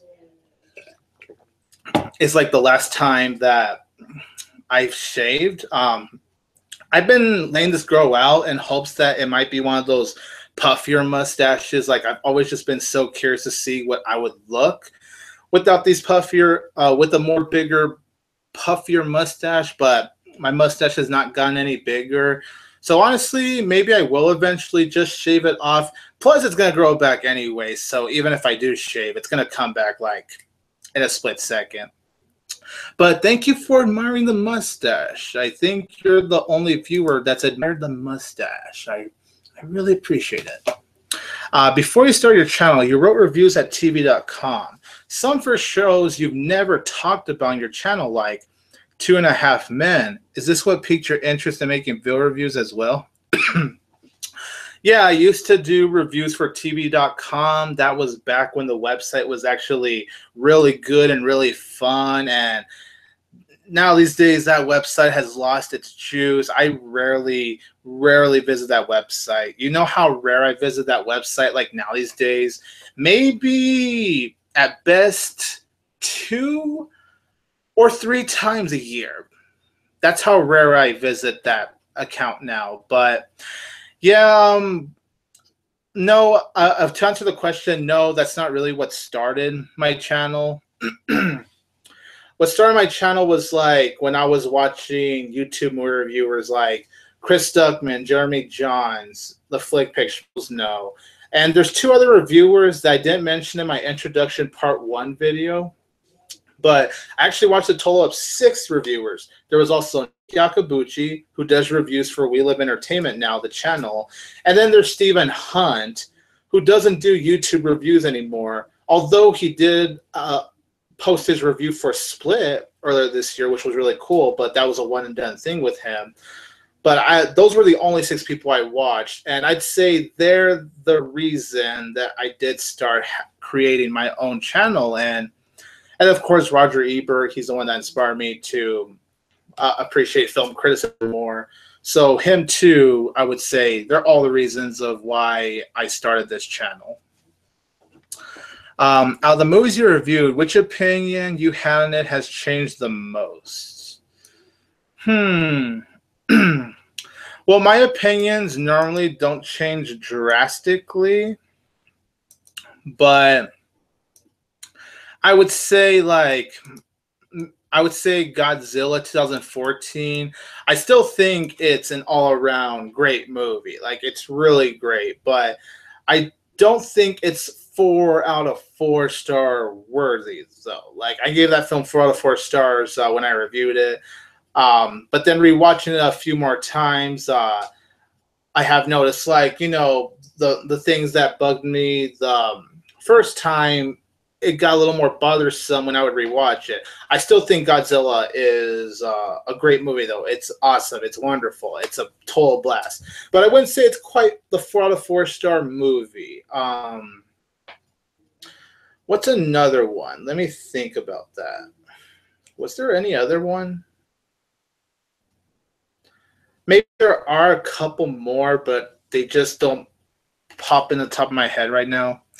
Number 5, what's the square root of 24,300? Alkinson, I suck at math, man. When it comes to math, I'm terrible at it, man, so I cannot answer that question. Tell a joke. No, really. Okay. I think everyone's heard this joke, but you know what? It's the best I could come up with. What do you call an alligator that investigates?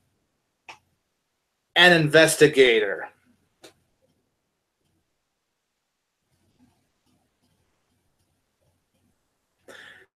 That's a joke. Number 7, someone forces you at gunpoint to pick your least favorite season of SpongeBob. What's your choice? Probably season 6. Like, if I were to look at all the seasons of SpongeBob, maybe season 6, I would probably say, is the weakest season for me. Who animated the tiger in your intro? Are you talking about, like, the recent intro that I've done for earlier this year? If you're talking about that one, I actually made that myself. I actually made that my own. And for a while now, I've been trying to find other people that can make intros for me because I really want to have those really cool intros that the Flick Pick. Like, look at the intros that the Flick Pick has in those intros. Those are epic. I want to have epic intros like that, but it's hard to find someone that can make, you know, really advanced intros like that. Or it doesn't have to be like something super advanced, but just something that makes the intro pop out more. And it's been hard. So, you know, as of late, I'm just like, okay, I'm just going to make my own intro. And personally, I'm very happy with the way that new Tiger Dude intro came out. I'm actually very happy with that intro. All it took was just like taking the tiger green screen off of YouTube, picking a background, and then 22TigerDude, and then the explosion, which was also green screen. Didn't take too long, to be honest. You would look at that and think it took a lot of time, and it really didn't. I'd say maybe an hour at best it took me to make that intro, but yeah, I actually made that intro myself. Rank the movies you've seen Selena Gomez in. Okay, let me look at her filmography very quick. She hasn't been really making movies as of recently. Like, yeah, she had Fun Muscle Carrying. I know she has that in Dubious Battle, but she hasn't. And Hotel Transylvania 3 next summer, but she hasn't really been making a lot of movies like she did like a few years ago. Hopefully, she does make more. So let's see. She had a cameo in The Muppets, but I don't know if like a cameo counts. She had a voice role in Horn Hears a Who, which I liked. Another Cinderella story I found okay. Um, oh yeah, her first film debut, Spy Kids 3 Game Over. She had that cameo as that water park girl. Fun fact, that was pretty cool. And I actually think Spy Kids 3 is very underrated. Monte Carlo, I like Monte Carlo actually. I think that's a cute and sweet movie. Spring Breakers, that's a mixed bag for me. There are scenes about that film I like, and then there are scenes about that film I really don't like. So that's okay. That's straight down the middle. Hotel Transylvania, I like. Never seen Aftershock. Oh yeah, the Wizard Place movie, of course. I did like that one. Getaway sucked. Oh my god, like I love you, Selena, and I love you, Ethan Hawke, but Getaway was trash. Like I'm not blind to admit that. Like, yeah, I may be a fan of Selena Gomez, but no, that movie was horrible. Rudderless, I haven't seen. Behaving Badly, I haven't seen. Hotel Transylvania 2, I did like. I haven't seen The Big Short, but believe it or not, I have seen her cameo on YouTube. I actually watched her cameo on YouTube just because, well, yeah, I have to. And then she had a small role in Fun and Neighbors 2, which was really more of a cameo. It wasn't really a role, to be honest. And then Fundamentals of Caring, for those that may have seen my review, I thought that was okay. So I guess if I have to pick her worst, I say easily Get Out. That is so far the only awful Selena Gomez movie, in my opinion. As far as best, I like the Hotel Transylvania movies, and I like Monte Carlo. But I guess if I had to pick by a slight, maybe the first Hotel Transylvania.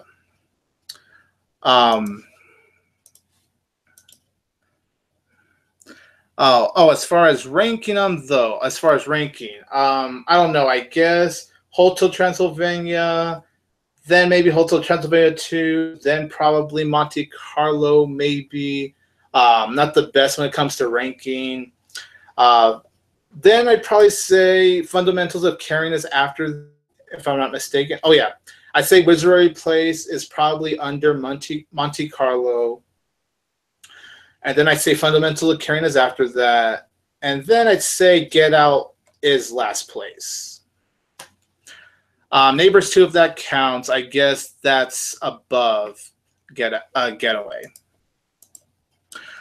For number 10, excluding people who would have been in your live streams, have you ever clicked on your subscribers' videos?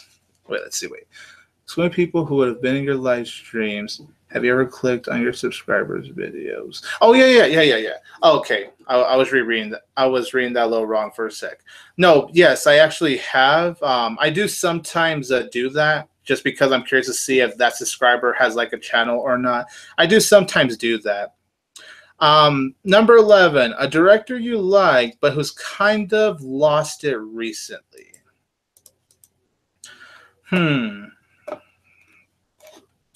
Well, let's see. I wasn't a fan of Steven Spielberg's The BFG, but I wouldn't say he's lost it because I have seen Bridge of Spies, and I did like Bridge of Spies. Lincoln, I actually love Lincoln. War Horse, I adore. Tintin was a ton of fun, so I can't say he lost it. Quentin Tarantino, no. Martin Scorsese, no. Like, I wasn't a fan of The Wolf of Wall Street, but that's like the only thing Martin Scorsese wise as of recent I haven't really liked. What else?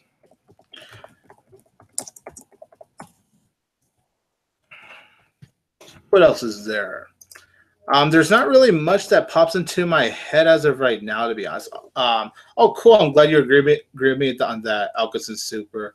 But yeah, I can't really answer that question, to be honest. There probably is one. It's just not popping into my head right now. All right. That was 11A. So 11B is, do you still have hope that director will find his or her streak again? Now, like I said, I can't think of a director as of right now, but whichever director I may feel has lost their streak, once I think about it later, I think, yeah, he or she can find their streak again.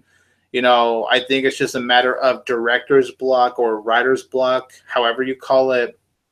But yeah, I always see potential for that director to always get back on the map. Question number 12. You've reviewed a lot of movies, but none involving my favorite actor, Al Pacino, yet.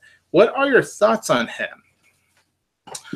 You know what? That's true. I actually have never reviewed an Al Pacino film. You blew my mind, Alkinson Super. No, Al Pacino's a great actor, though. He really is. He's such a talented actor. The man he oozes charisma. Like, that guy, he has pure charisma, but he's also very good at just giving such a great performance, whether it be something that's over the top or something that's dramatic. The man owns it. He is so good. I love Al Pacino as an actor, to be honest. Let's see. Okay, question number 13. Do you consider 13 an unlucky number, or is it just bogus for you?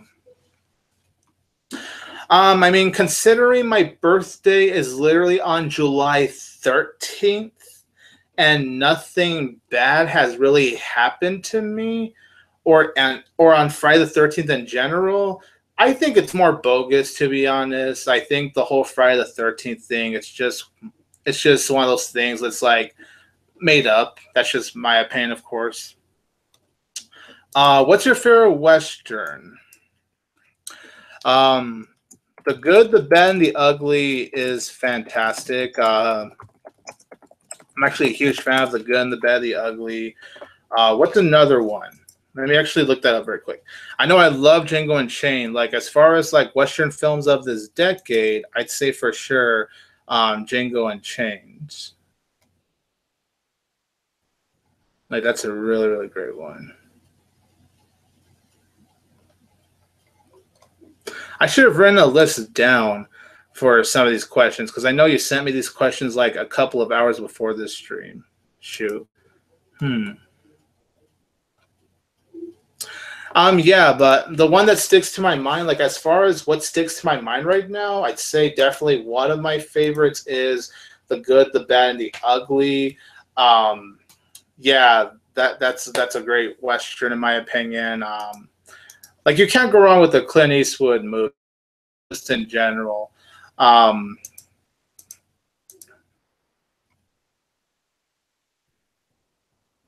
a TV theme song you know by heart.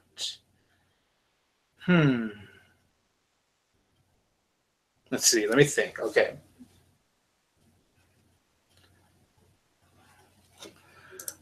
Let me see one show I can do, actually. Like, one I know by heart. Like, what's one I do know by heart? Oh, okay. Oh, duh. Full House. Obviously, I could do Full House. Okay, so it goes like this.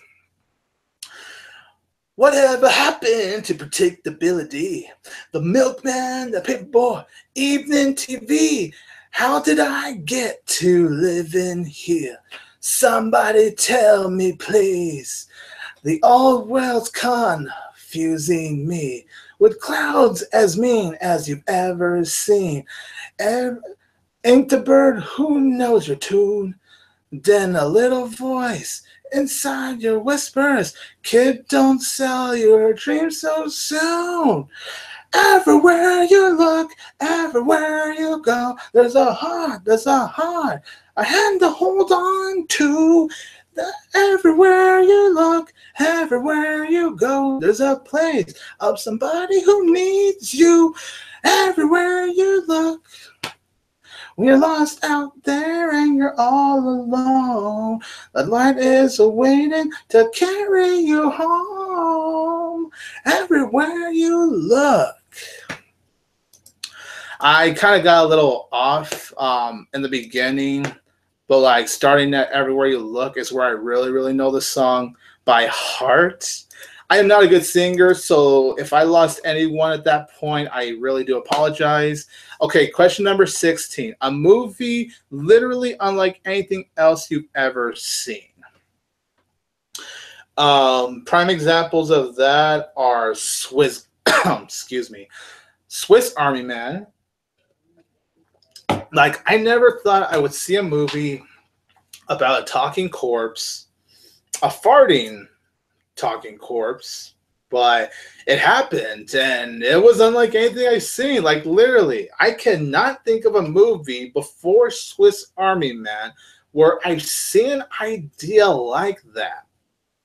I'd even go as far as say Colossal, the Anne Hathaway and Jason Sudeikis movie, which I do recommend for those that don't know about Colossal. I did do a movie review of it if you want to see my more in detail thoughts on that film. But Colossal, I would say, is unlike anything I've seen. Like, it's a monster movie, but how the storyline is told and done is unlike any other monster movie I've seen. It was so different, to be honest, like really, really different. Of course, Interstellar, my favorite movie of the decade. To be honest, I haven't seen a sci-fi film like that. Like, we've had sci-fi films that go into deep details, like 2001: A Space Odyssey is like the biggest example of that. But Interstellar, like, man, the amount of details that Christopher Nolan went to that film it's mind-blowing. It's something that you only get to witness once in a lifetime. That is like a once-in-a-lifetime movie where you experience something that you haven't seen from any other film. And getting to experience a movie like that in theaters is something I am never ever going to forget. Like, wow. I'd even say the same for Inception. You could even say that for most of Christopher Nolan's movies, to be honest. Even Dunkirk, like, structure-wise, I haven't seen really anything like that. It was very interesting. So those are some good examples right there. Toys you played with the most. Like, growing up, toys I played with the most. I remember getting those McDonald's toys, like from the Happy Meals, and I'd be a sucker for playing them. So I'd say, as far as like growing up, the toys I played with the most would be like the toys I got from McDonald's. No, you know what? I can't believe I almost forgot this. Thomas the Train. I love Thomas the Train. Even, believe it or not, to this day, I'll sometimes rewatch the old Thomas the Train, not the CGI show. Oh my God. I hate that they did that. But like the old school classic Thomas the Train episodes, I'll actually watch those every once in a while, and it always brings back the memories. And I was huge on the toys. I was huge on the tracks. I was huge on playing with the Thomas the Train, or Toby the Train, or Percy, or Gordon. You know, all those characters, and just imagining like Thomas crashing, because, man, were there a lot of crashes in that show. Yeah, I'd say toy-wise, that's the most fun I've had playing with toys, for sure. I can't believe I almost forgot about that. But yeah, I'm a sucker for those Thomas the Train toys growing up. I remember going to Toys R Us mainly just to get new Thomas the Train tracks or toys, etc. Those were good times, honestly. Number 18, what TV or movie character do you see a lot of yourself in? Shoot, movie-wise, I've had a couple of people tell me, and I've forgotten now. How do I forget something like that? TV-wise, I could see SpongeBob. I know that's pretty obvious because that's my favorite cartoon. But no, honestly, I do see myself a lot in SpongeBob, to be honest, because I am someone that tries to stay positive. Even in a very bad situation, I always try to see the good and always try to see the more brighter side of things. And yes, it could be easy to get all depressed and all that, but You know, I'm someone that no matter how bad something is, I always try, even if it could be impossible sometimes. I do always try my best to see more of the positive side, and SpongeBob is really like that. And plus, you know, he's full of joy, and he loves making people feel better. You know, he loves to cheer people up, or in this case, sea fishes. So I see myself a lot in SpongeBob, to be honest. All right, you guys, I'm almost done. And after that, I'm going to go ahead and ask you guys, you know, the ultimate question I've actually been wanting to hear from you guys. I have not gone to take a look at the live chat for a while, so I don't know what's going on. Okay, I'm looking at live chat right now. Yeah. Yeah, that's true, MVR Chris. I just saw the comment right now. Tim Burton hasn't really been making like a hit. Like, I haven't seen Big Eyes, so I can't comment on Big Eyes, but I was very disappointed by Miss Peregrine's Home for Peculiar Children. Yeah, I definitely hope Tim Burton has like another hit. I think Dumbo, he's currently filming the Dumbo movie, if I'm not mistaken. Thank you, Cameron Cartmill, for watching my channel and for liking it. I appreciate your support, man. I really do. Thank you very much, man. The emoji was going to get knowledge for which picture the Razzies. I can see predicted when. Honestly, with the reviews that movie's getting right now, I would not be surprised. Okay, interesting live chat. Okay, so the next question is number 19. Describe the most memorable dream you've had. Oh man, we've come to this. I think I've answered this question before a long time ago in a live Q&A, but okay, we've come to this. Are you guys ready? Now, I'm sure most of you know at least that my favorite drink of all time is horchata. I am a huge sucker for horchata. I have my mom to thank for that because I'm not kidding you. My mom actually told me the story. Even when I was a baby, she literally fed me horchata. And I've become obsessive with this drink, like horchata. Every time I see a store having horchata, or like when I go to a Mexican restaurant having horchata, or even once in a while when I go to a non-Mexican restaurant that does serve horchata, I have to automatically get it because I'm that obsessed. I love horchata.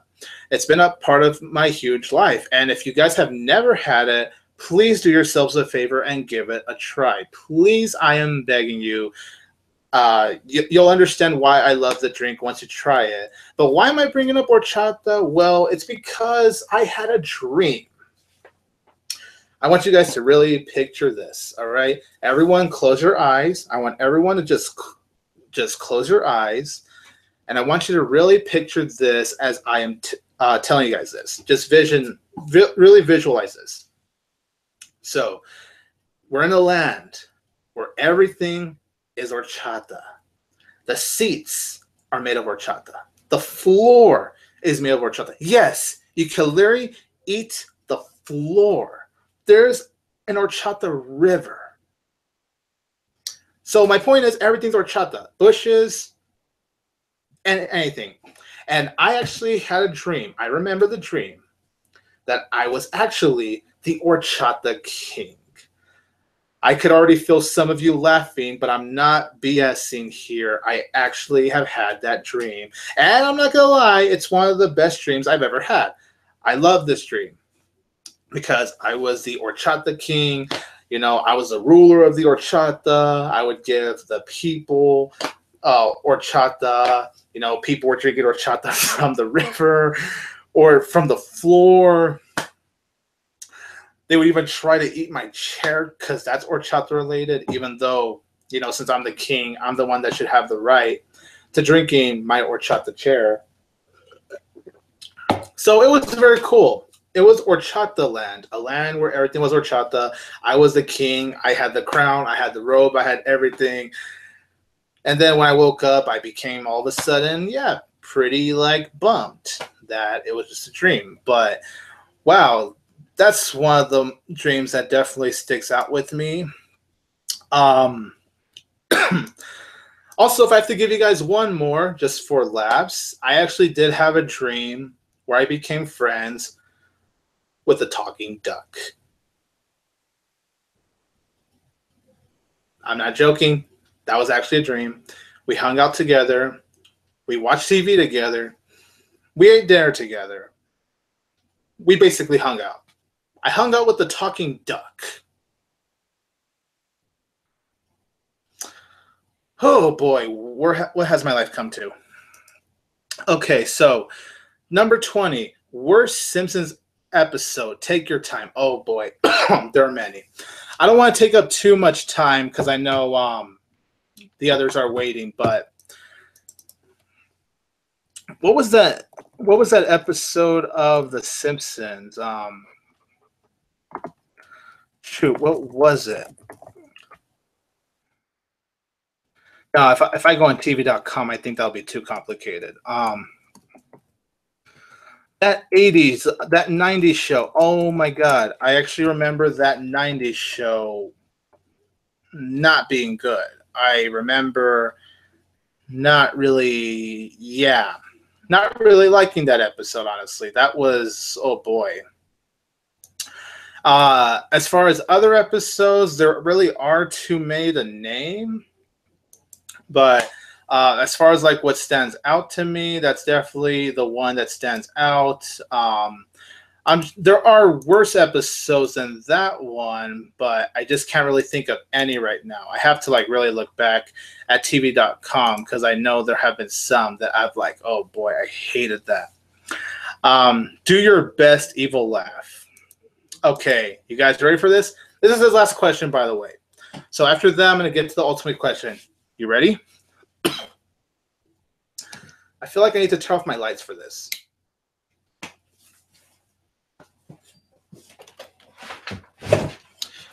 Shit. Oh man, it's a very tight squeeze right now. All right.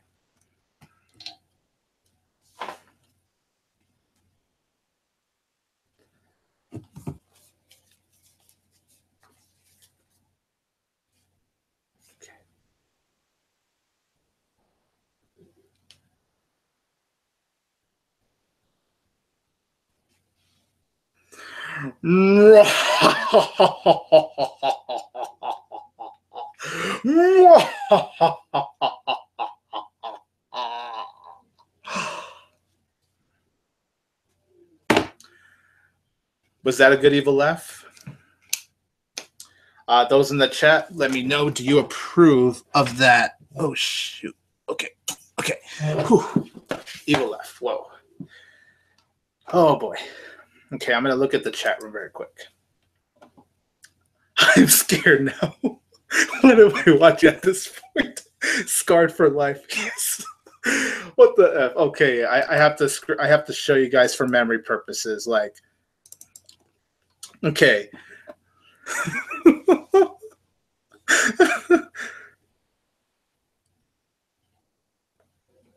No, MC Deadpool. No, the can of hat laugh is, oh man.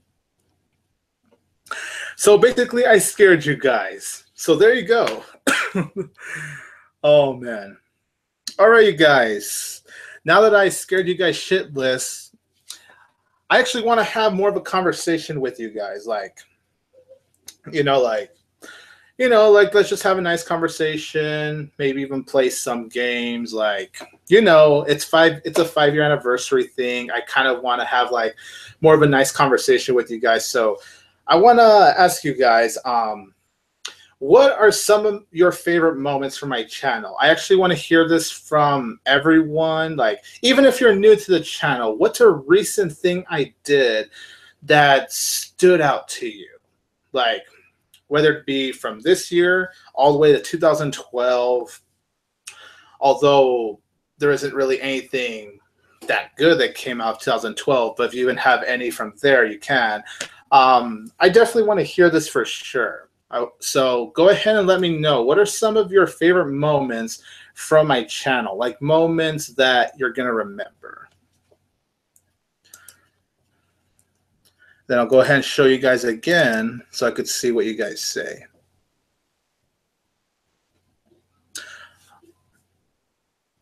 Okay, wait. Alkins and Super said I shared such. Okay. Okay. I'm sorry, Alkins and Super. I'm sorry about that, man. Okay. Alkins and Super's favorite moments. I'm so glad he actually let me know this. I really apologize, man. Thank you for letting me know. His favorite moments from my channel are the mountain intro for Everest, the audition intro for Seeing. He thinks it's amazing. Thank you so much, man. That's personally one of my favorite intros I've ever done. The Least Anticipated Movies of Summertown 16 video. Oh, man. That was a ride. Running on the treadmill while... Oh, my God. Oh, my God. Yes. I actually did this, you guys. Okay, I'll get more into that right now. The day when you dropped 10 reviews at the same time so I could have a marathon and your raging review for Little Yellow Book. Yeah, last year, you guys, because I was catching up in reviews. And don't be surprised if that same thing happens soon, Alkins and Super, because I'm so behind on reviews right now. It's not even funny. But, oh my God, yeah, wow. Okay, guys, so Alkins and Super just brought up something that I totally forgot about. You guys are going to be mind blown by this. But when I reviewed The Bourne Legacy, I actually reviewed the movie while running on a treadmill. In fact, I'm going to share the screen. Now, you're not going to be able to hear the audio, but it is going to be something. Hold on. I need to go back to this. We're actually going to go back to a time, guys. Oh, man. You're not going to hear the audio, like I said, but I just kind of want to show you the video and show my low point, I guess, on my channel. Look, there's the review. Oh, my God. Wow. Amazing. Amazing intro. Amazing.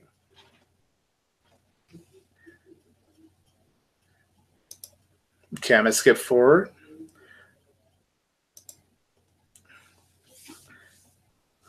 I reviewed a movie while on a treadmill.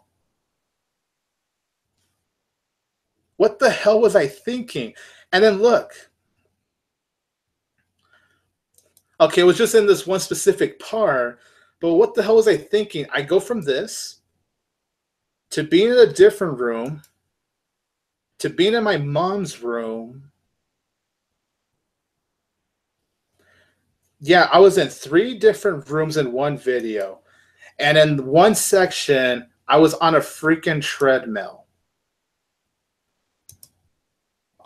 Oh my God. What was I thinking? Dear Jesus, dear Lord. Okay, that's definitely enough of that. Oh my God. Oh man. Oh my God. I'm going to see what the page says, the live chat says.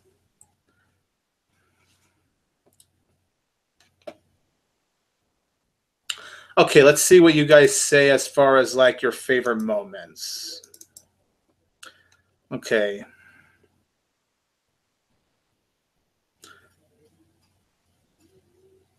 It's 2:04 where I live. I can't go to sleep because he's scared. Oh, I'm sorry, Invader Art Chris. Oh my God. Okay. Hootie Tootie Disco Cutie. No, Jacob. No, don't bring that. Don't bring that. Don't bring that to me. Please. That's too traumatizing for me. Don't do that to me, Jacob. No, don't do that. Scarier than Food Fight. Oh God, Food Fight was pretty something. Do you wish you were sitting my answer to because they end up? Honestly, yes, my man. Yes, especially Ted 2, because I think Amanda Seyfried is personally more attractive, a little more attractive than Charlize Theron. That's not to bash on Charlize Theron. She's a good-looking woman, but I just think Amanda Seyfried is just a little bit more of the prettier one. But yeah, I definitely wish I was him so I could get both of them overall. Your intro and your master, you scared the shit out. Oh yeah, it was my what a lovely day intro. I remember that. Every MFK round. Not as bad as what you guys did to me 2 weeks ago. Oh yeah. Oh yeah. Let's just say that. Yeah, we did something with Kevin that was quite remarkable. That was wonderful. Well, the first video I watched for you was Little Yellow Book, which I enjoy, and the Santa Penguin videos are hilarious. Oh yeah, Santa and Penguin, love those. I really love those. I want to try to do another video with them sometime. I just need to come up with a good idea. Same with Valentine's Day King. I actually still want to do a Valentine's Day King. I just haven't come up with the right idea for that. I do want to eventually do another one. I know Adam Haskell especially wants to see the fourth one, so I want to make it happen eventually on the live streams. Nice. Afro Circus Dance. Oh, that was great.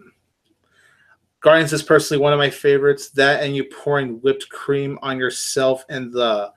Wait, I don't remember that. Wait, did I really do that? Okay.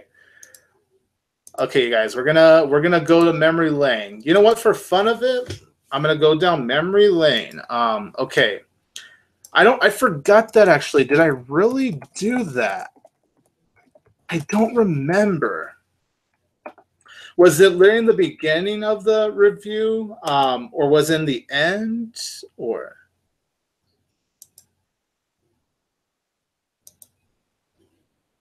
Okay. Great background, by the way. Great background.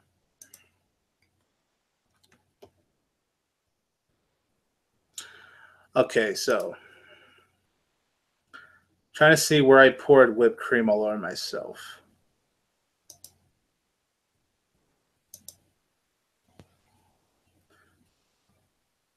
Oh my god. Oh my god. I found it. Just so you guys know very quick, in the 2012 to 2013 era, I created a character named Afro Dude. The reason that dude doesn't exist anymore is because my German Shepherd dog, you know, may she rest in peace, she actually passed away around August 2013, but she actually destroyed my Afro wig. So ever since then, Afro Dude was no more. But yeah, I did create a character named Afro Dude, like in the very, very early stages of my channel. So here you go. This is Afro Dude with whipped cream.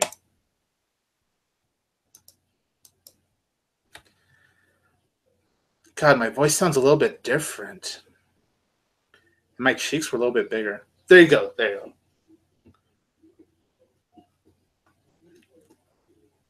Dear Jesus. What the fuck? What the fuck? I completely forgot about this. What the fuck was I thinking? Oh, boy.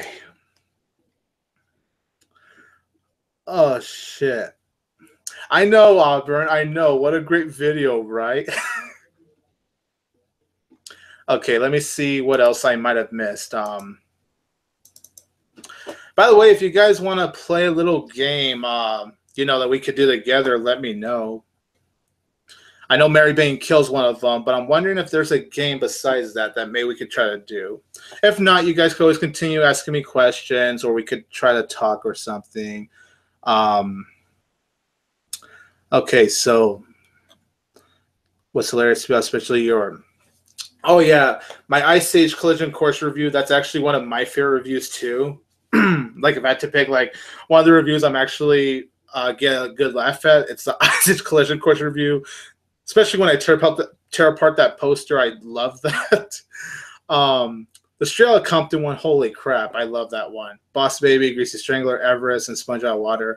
Love those intros. Love the Sponge Out of Water intro. That's one of my favorites for sure. Oh yeah, Adam was quite the singer in the Sing intro. Only because of how angry. Yeah, and I still stand by my points to this day with that episode too. Also created the SpongeBob meme, which was just a very small one. Yeah, I know what you mean. Your Emma Stone fetish. Oh my god, guys. Apparently, in my Amazing Spider-Man review, because Kevin Folk and Adam Haskell were looking back at it, they told me on Skype how I was basically like oozing for Emma Stone. Like I was talking about how beautiful she was. And I mean, I think Emma Stone is a beautiful woman. So, I mean, I can't blame myself. But for me to go make it like, I basically went crazy. Like, wow. But so, yeah, that's interesting. You're going to a special place. Yeah, man, my favorite moments was simply the SpongeBob content. I fell into this one of crazy adventure reviews. Oh, wow, that's awesome, man. Thank you so much. Celeb crush. I know a lot of you already know this, but for Cameron Cartmel, my celeb crush is Selena Gomez. Ever since Waverly Place, I've just had a huge crush on her, and 10 years later, that hasn't changed. Oh yeah, and fun fact, speaking of fetish, her song Fetish actually came out on my birthday, so that was pretty cool. That was pretty nice. I actually don't completely disagree with you with oh please don't fuck that. Oh yeah, like I said earlier, I love that. Well, great video. Check the comments. Great video. Not like we can't hear it or anything. Oh, I know Auburn because I can't make the audio come out, unfortunately. Well, I probably can, but you know, I just don't want to disturb family members around. This needs to be a GIF. And Hopper, you cracked an egg on. Oh my God, yes. Actually, you know what? You guys want to see that? You guys want to see me crack my head, crack an egg? Yeah, let's go to my Hop review. Actually, let's go to that. Go to that. Yeah, let's witness this monumental moment. Let's witness this monumental moment. My old intro.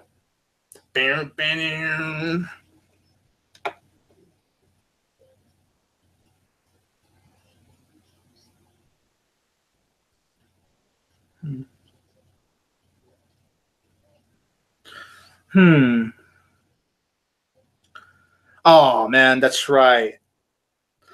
I remember now. YouTube took down my original review for Hop for some reason, so it's coming back to my head now. I actually went ahead and re-reviewed Hop for that reason. So this is basically a re-review. But in my original review, before that was taken down, there were no video clips or even images really at that time. But yeah, so shoot, I really wanted to show you guys that. But yeah, in my original review, that did happen. That was wonderful. I might have to do that someday for you all to witness that. Okay, Auburn would be down for marry, bang, or kill. Okay. That's what you meant. So tell you, you're pretty much Chris back in the day because he had a big crush on Emma Stone. Well, would I say that? Well, I mean, yeah, I guess you could say I do kind of have a crush on Emma Stone. I guess you can say that. So yeah, I'll probably go with your comment on that. Okay, and I'm sorry for the misunderstanding, Auburn. Tony Hopper, you look like the Wolverine Lester muscular brother. Oh, no, MC Deadpool. I actually take no offense to that. I got a lot of comments back then with my sideburns that I look like the Wolverine. The reason I don't have that anymore is because of work. Ever since I started working, which was in 2014, 2014 is when I started working because, you know, it's required that you have to shave. They'll let me keep the mustache, but I have to like shave the sideburns, like, you know, to keep from hair falling on like food and all that. But like before I started working, yeah, I would keep the good old Wolverine stash, and I liked it honestly. So I take no offense to that. I think that's really cool. And okay, I guess we'll play Marry, Bang, and Kill for a little bit. And then if you guys want to ask more questions, we can. We don't have to do it for too long. Unless you guys have other ideas of what we could do for a game to go really crazy, then yeah. Okay, so I got another question, though. On the day you reviewed Shrek, you should start the video playing All-Star On the day you review Shrek, you should start playing the bill, playing All Star, and doing all Shrek things like scaring away villagers. Yeah, that would be cool, honestly. Oh, guys, speaking of All Star, some of you may not know this. And before we actually do play the game, hold on very quick. Okay, one thing I want to keep you guys updated about is that sometimes, like, I want to show you guys my letterbox, like, because I know some of you ask me sometimes about if I've seen a certain movie. So if you guys want to know what movies I keep up with, visit my letterbox and you'll know which movies I've seen. So that way you guys are up to date about it. And I'll even do reviews on it, like like, look, I saw Atomic Blonde, so I saw that, and I saw Dunkirk. These are the recents, and then yes, I don't plan to do video reviews for these movies.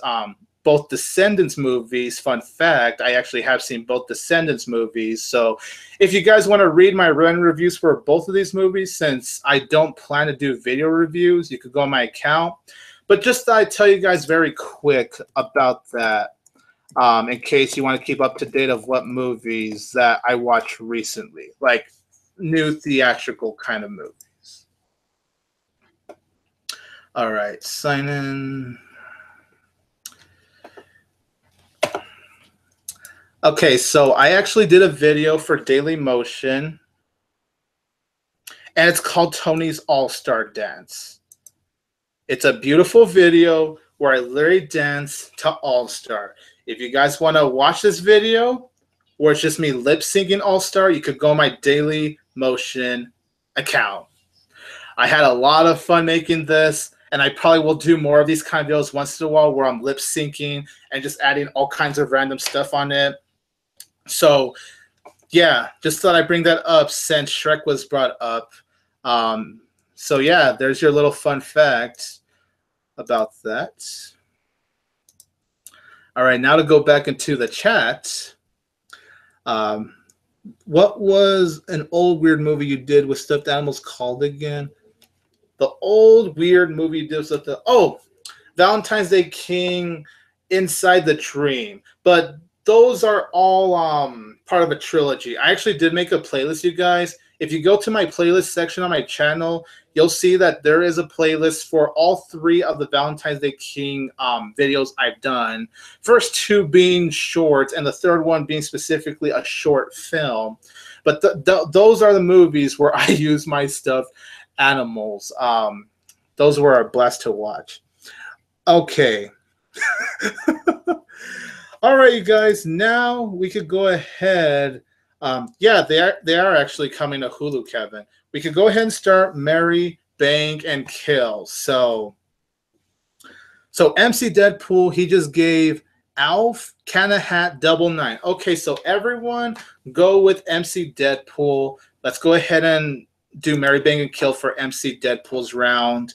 And then Auburn, I'll let you go next, buddy. And then Kevin, I'll let you go after Auburn.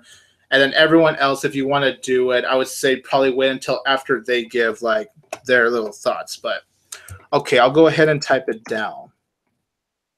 I will go ahead and say I'll marry Alf. I will bang. I can't believe I'm saying this. I would bang a Cat in the Hat.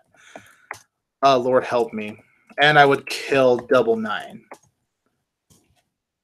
Or Film Fan 0599. There you go. There you go.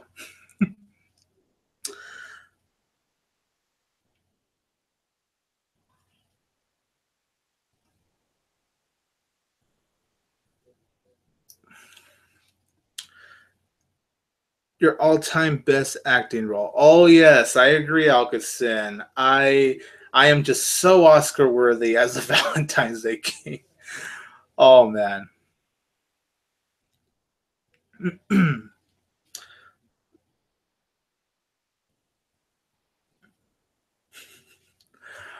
Oh my god. Seriously, this is a blast. Like, wow, this is one. Oh man, you guys are awesome. Seriously, I'm having a blast with this. What a way to celebrate it. Yeah, poor film fan Elkison. I know, poor guy's getting killed. Um, well, Auburn would marry Double Nine, surprisingly. Simon, as far as my first one-up episode, there's many. There's a camping episode. There's Patty Hype. There's Wormy. There's Pizza Delivery. As far as like the new ones go, there's a lot, honestly. Krusty Towers, I really love that episode. Just to name off one of them. Friend or Foe is also fantastic. There's just so many. To answer your question very quick. Okay. Wow. I know, Auburn. I'm such a great friend. Okay, well, it depends on which kind of... maybe it's the dude.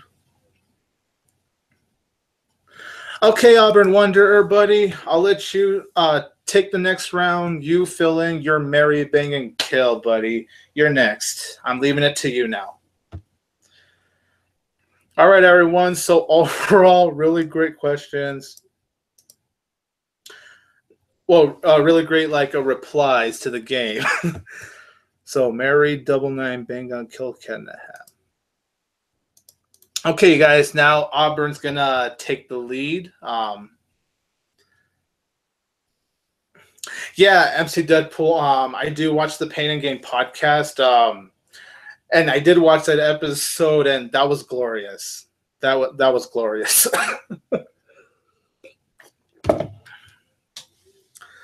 Oh man, this is a crazy night.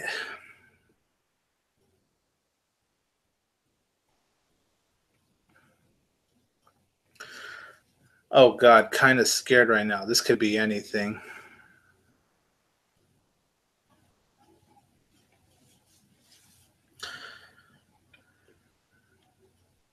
All right. Patiently waiting. Take your time, Auburn. Take your time, buddy. Oh yeah, and a little fun fact, I did get a new phone. My last one was acting up. It didn't even turn on at all, so I just got a new phone actually a couple days ago. Really great phone. Really great phone.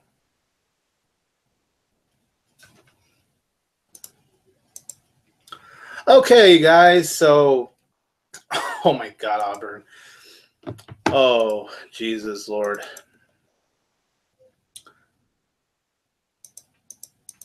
Okay, so the choices are Mary Bang or Kill, Kevin Falk, his giraffe, he has a stuffed giraffe, and Michael Bay, because he loves Michael Bay as a director. Not. Oh, for fuck's sake. Oh yeah, Big Brother. That's like a lot of people are talking about that show right now.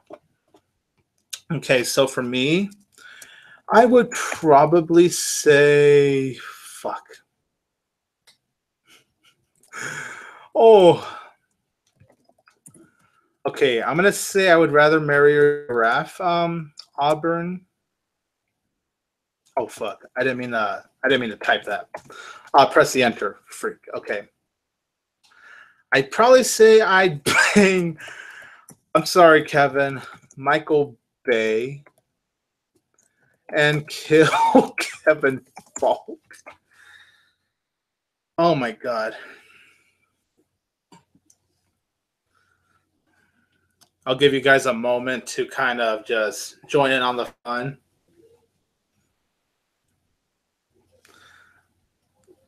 Okay, Alkinson Super, he gave Adolf Hitler, Joseph Goebbels, and Donald Trump. Oh boy. That's a very controversial round, Alkinson. Oh boy, but okay. I'm going to do...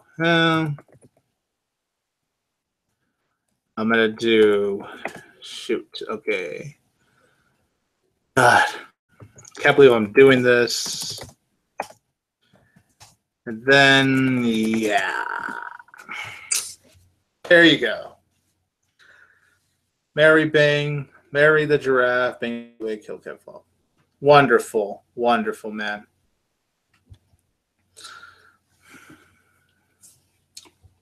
It's more Michael Bay is more attractive. Hey, I love that fucking giraffe. Well, I'm sorry, Caden. Auburn, he's mine now. Oh, hey, Tom, how are you doing, man?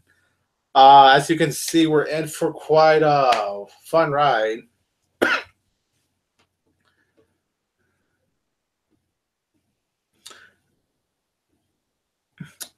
All right, Kevin, the folk, I'll give you one, my friend. We'll play a couple more rounds, and then I'll say after that, what we could go back to. You guys could go back to asking me questions, or if you guys want me to explore more of my channel, like I guess go back to memory lane. And I could probably turn on the audio, but I'll try not to make it too high. But I have a tendency where audio doesn't really come on my laptop. But if you guys want me to explore more of my channel or ask more questions, we could do that after a couple more rounds of Marry, Bang, and Kill. All right, Kevin, so we're just waiting for you, buddy. Give us your round and make it a very interesting one. Not too crazy, though, but... Oh, for fuck's sake, Kevin. Are you fucking for real, Matt? Oh, Jesus. Oh, fuck. Okay, you guys could see my face for a while. Really, Kevin? For fuck's sake, man. Okay. Oh, my God. I can't believe he's making me do this. I can't believe it. I hate all three of these movies with a burning passion. All three of them are some of the worst movies I've ever seen in my entire life. Oh, God. I can't believe he's making me do this. Okay. Oh my god. Oh my god. I don't know. I hate all three of these movies. Okay.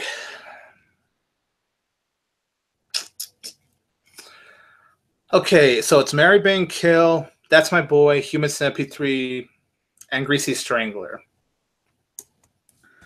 Shit, man. Oh, Kevin. Oh, why? This is hard. I don't want to marry any of these or bang any of these. I don't. I can't. I can't. Oh, shit. I can't believe I'm doing this.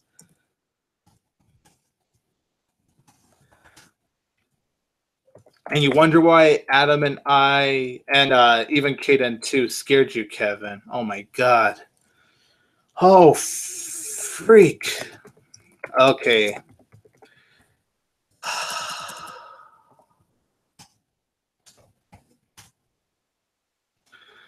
Oh my god. Okay, guys. Unfortunately, this is what I'm going to go with. I'm going to share the screen very quick. So I married, that's my boy. Oh, I'm gonna unfortunately marry, that's my boy. I'm gonna unfortunately bang, I accidentally put the F. I'm gonna bang Greasy Strangler and kill Human Centipede 3. God damn it, Kevin. Ugh. Fuck you, man. Ah, fuck you, Kevin. Ah, you suck right now. All right. So let's see. I'll have one person. Let's do one more round, and then we can either go back to asking me questions or dive more into my channel. Who wants to participate? Wait. Mary Bang Kill. Yeah. Oh shit. Okay. After MC Deadpool's round, who wants to be that last participator to give us all a round? Whoever participates can do it.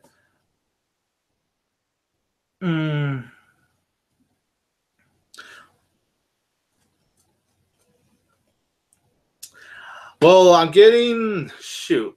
Okay, well, let's see. Okay, Alkinson's asking for it. Jacob Durham. All right, so freak. Okay, here's how I'm going to do it. Jacob Durham and Alkinson Super, I'll have it between you two guys. Okay, here's what I'm going to do. I'm going to do Eeny, Meeny, Miny, Mo. I know, such a third grade thing, but that's how you guys will pick. So this will be Alkinson Super, and this will be Jacob Durham. One of you will be in charge of doing the last round of Marry, Bang, and Kill. So again, Alkinson, Jacob. Eeny, meeny, miny, mo, catch a tiger by the toe. If you're Hollums, let him go. Eeny, meeny, miny, mo. Okay, Jacob Durham, you're in charge of doing the last Marry, Bang, and Kill round. Okay, a stick. Oh, of course, I'll go ahead and still do yours. Okay, so Alkinson Super's Marry, Bang, and Kill is a stick, a tree, a log. At least it's not Kevin Folk's round, that's for sure. This might be an easy one, believe it or not.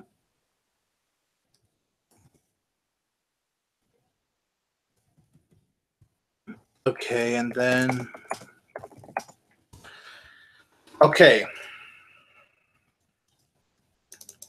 So, I'd marry a tree, I'd bang a stick, and I'd kill a log. Let me see if I'm missing anyone else.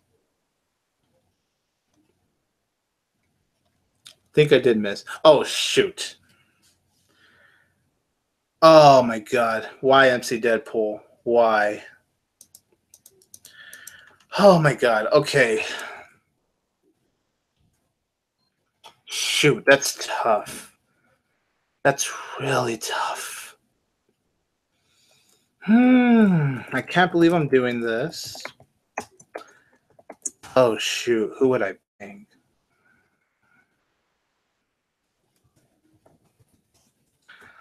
Okay.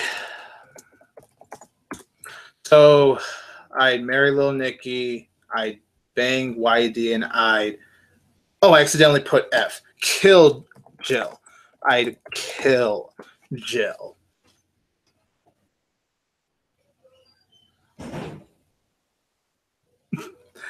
Oh my God, this chat room right now. I can't believe I'm saying it, but yeah, out of all of them, I'd probably say Little Nicky, unfortunately. Wow. Oh, where has my life come to? What has my life come to? Okay, guys, so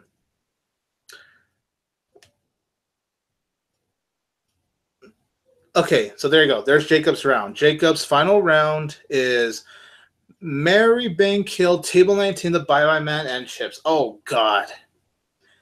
I have a feeling you chose those movies because you know I gave all of them 1 out of 4 stars, huh, Jacob? Oh, man.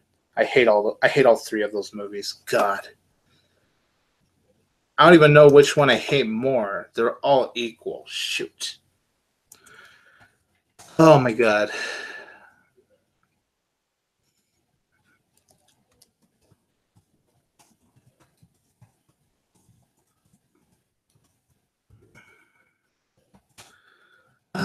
Okay. Let's see. Shoot.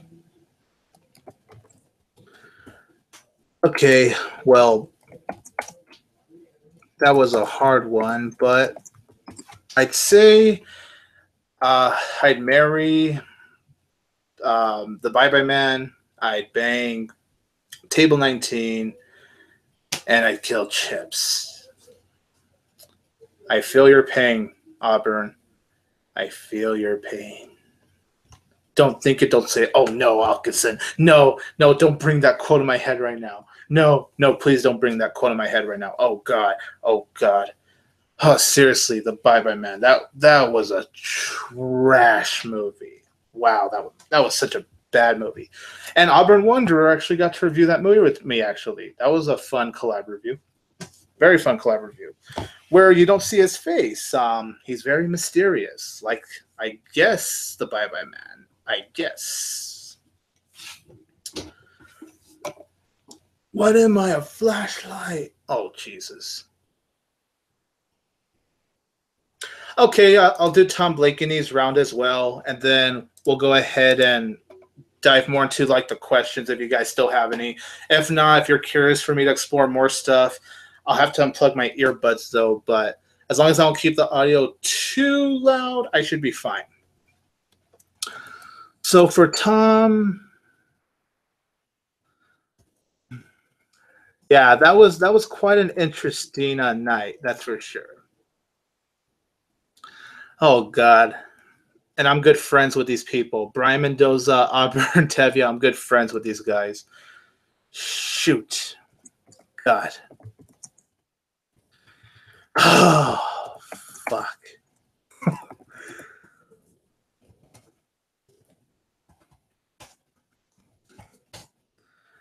Kind of fun playing a game with my viewers, that's for sure.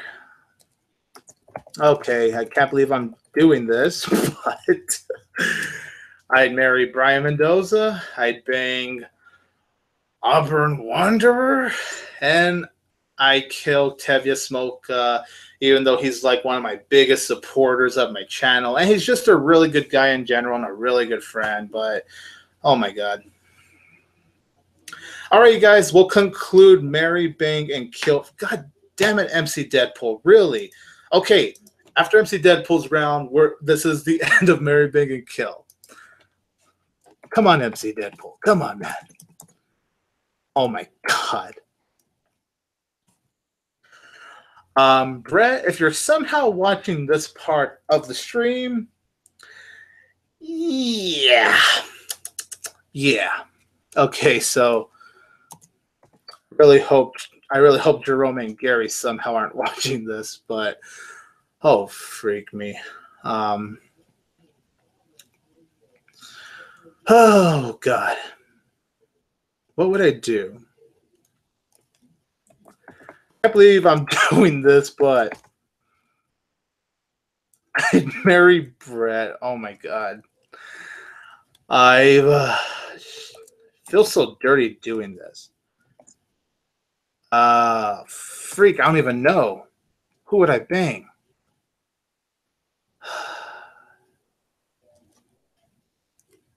Shoot. God, I hate this. Okay, there you go. Those are my answers. Those are my answers. Okay, guys, that's the end of Marry, Bang, and Kill. Once everyone's done giving their answers, we'll continue the questions.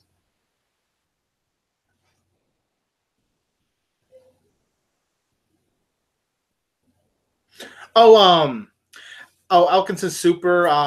You've seen them before. I don't know if you've seen Super Mario Fan before, but remember Film Fans Filmtastic Forum Awards? Well, I don't know if you were there. I believe you were there, but they were actually in Film Fans Filmtastic Forum Awards.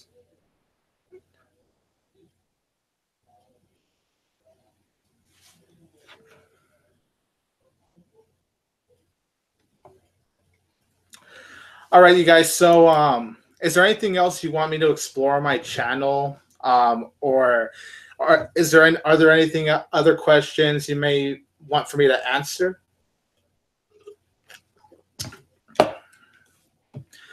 Man, what a fun live stream this has been. I honestly don't know.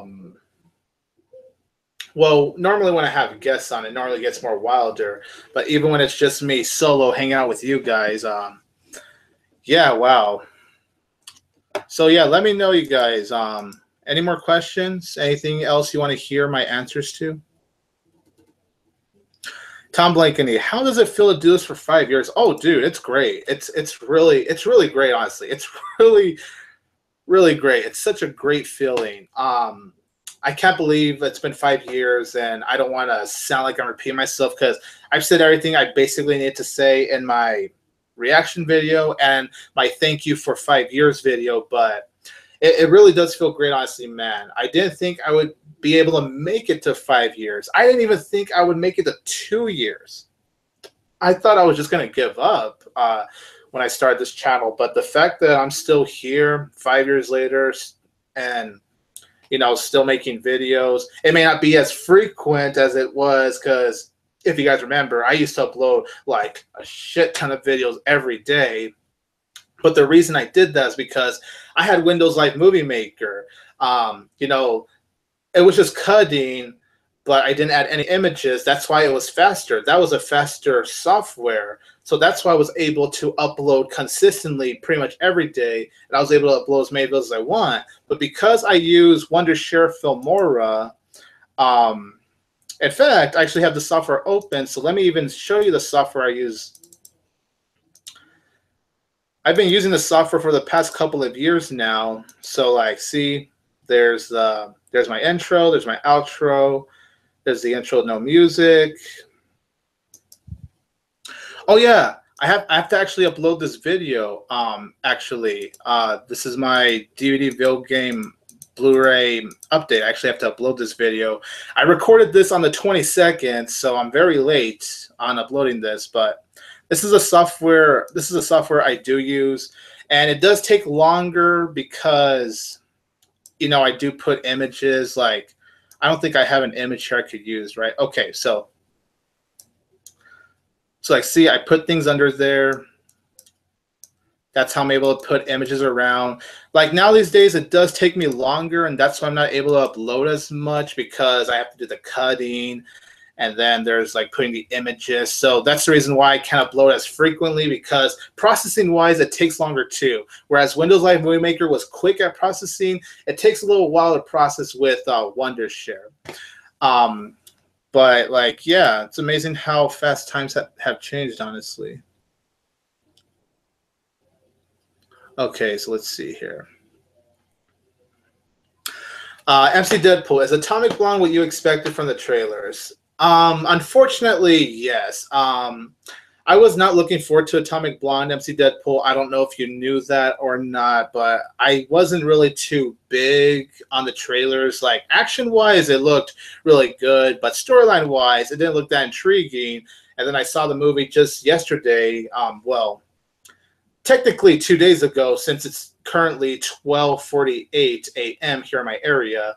But yeah, unfortunately, it was what I expected. It's just an okay movie. Action-wise, it's great, especially this stairway scene. It's like 15 minutes long. It's like it goes from a stairway to another room to, you know, to something else. It's very lengthy. It's the best scene of the movie, and I wish the rest of the movie was like that stairway scene, because I love that scene. I just wish that the rest of the movie I either loved or liked. And, you know, it was okay. It's not horrible. It's not good either to me. It's not something I remember. I'm honestly forgetting a lot of the movie right now as I'm talking about it. But yeah, unfortunately, it was what I expected. Just an okay, forgettable movie.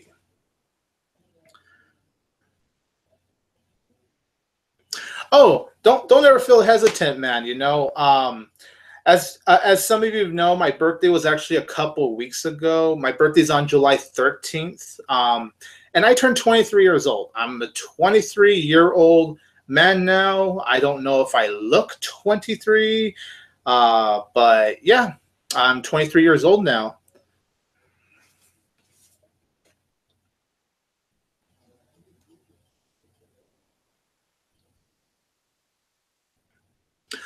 Oh, Jacob, no worries, man. No worries.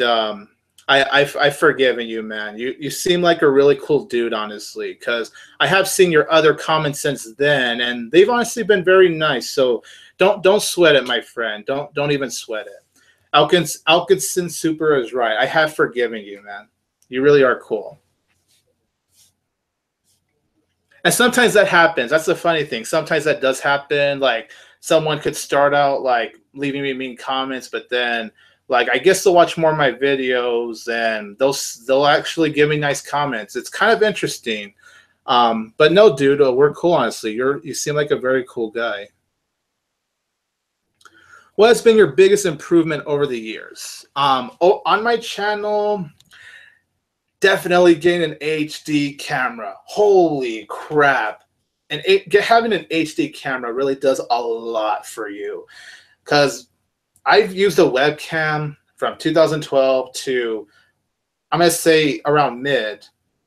And then I remember after my advanced screening for Dolphin Tale 2, because I had to wake up pretty early, it was a Saturday morning screening, and I figured, it was time to get an HD camera. So I remember after that, there was the HD camera, and it has improved my channel ever since. I say that's my biggest improvement. When I look back from 2012 leading up to now, I think the biggest improvement is my HD camera and my editing software. Sure, I'm not able to upload as many videos as I would like to because of how much time it takes to do the editing and adding images, and on top of all of that, processing the entire video and then having to upload the entire video, but it does pay off in the end because I'm able to do more things with the software, and it has improved my channel. At least I would hope it does. So that's definitely one for sure. Yeah, you're honestly, Invader Chris, you're right. I should try to review all 4 of the Shrek movies. Like, there are some movies that I do want to review, and I tell myself I do want to review, but I just haven't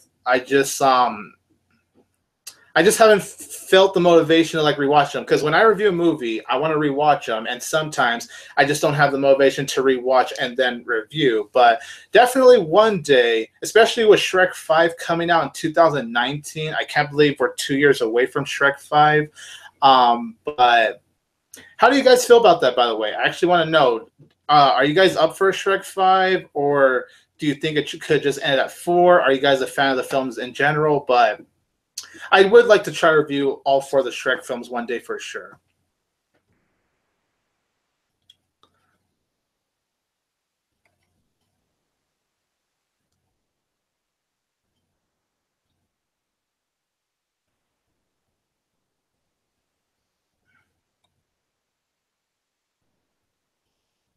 Was your favorite scene the Ken Howard guy?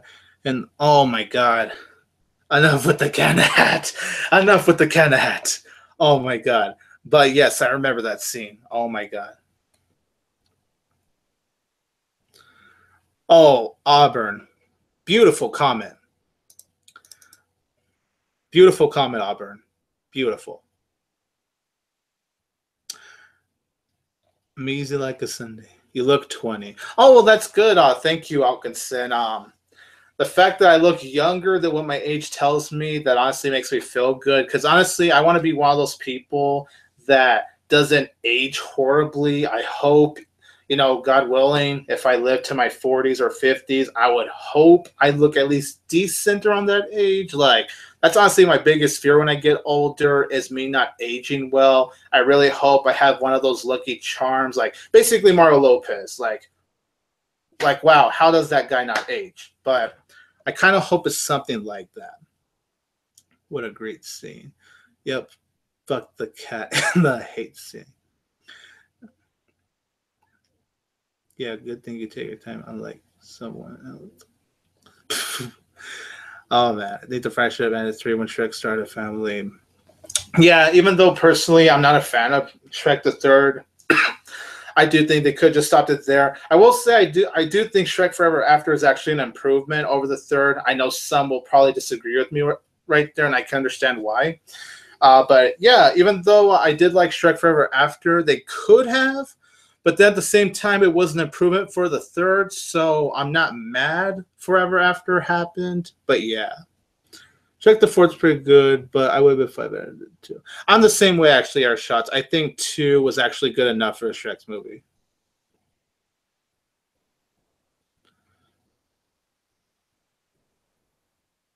A 1.0. I know. I don't think I've ever heard of that, actually, Alkinson, but I'll probably jot that down somewhere for the new future. I'll look it up. Because I know if I don't type this down now, I'm going to forget later. Let me type it down. 1.0. I've never heard of this movie. I might be interested in checking it out.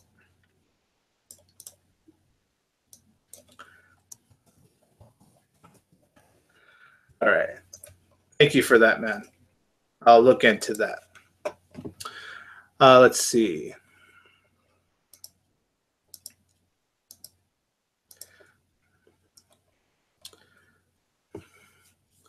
Shrek 4, in my opinion, didn't need to exist. I could see why. I definitely can see why. Let's see. Oh yeah, Al Pacino. Like, shoot, Al Pacino has aged very well, to be honest. Like, considering the age he's in, I don't remember exactly how old he is, but yeah, wow.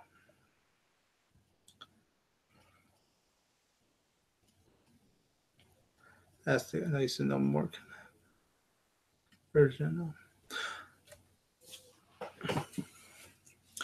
Oh, Air Shots 22. I am honestly, I'm gonna finally bring back SpongeBob reviews. The reason I haven't reviewed that in a while, man, is because um oh shoot, I just lost my train of thought. Oh, the reason it's been taking me so long, man, is because I don't know if you guys have been noticing, but I haven't been uploading a lot this summer, and the reason I haven't really uploaded a lot of videos is because I haven't really felt the motivation. Oh, not only just that, but I've been busy a lot. Like I really don't have like a lot of time to film a video, then edit and upload. And whenever I do have free time, I normally Skype with my good friends here, like Auburn or Kevin or Adam or Film Fan or anyone else, really. You know, normally I have more motivation to just kind of have a chat with them.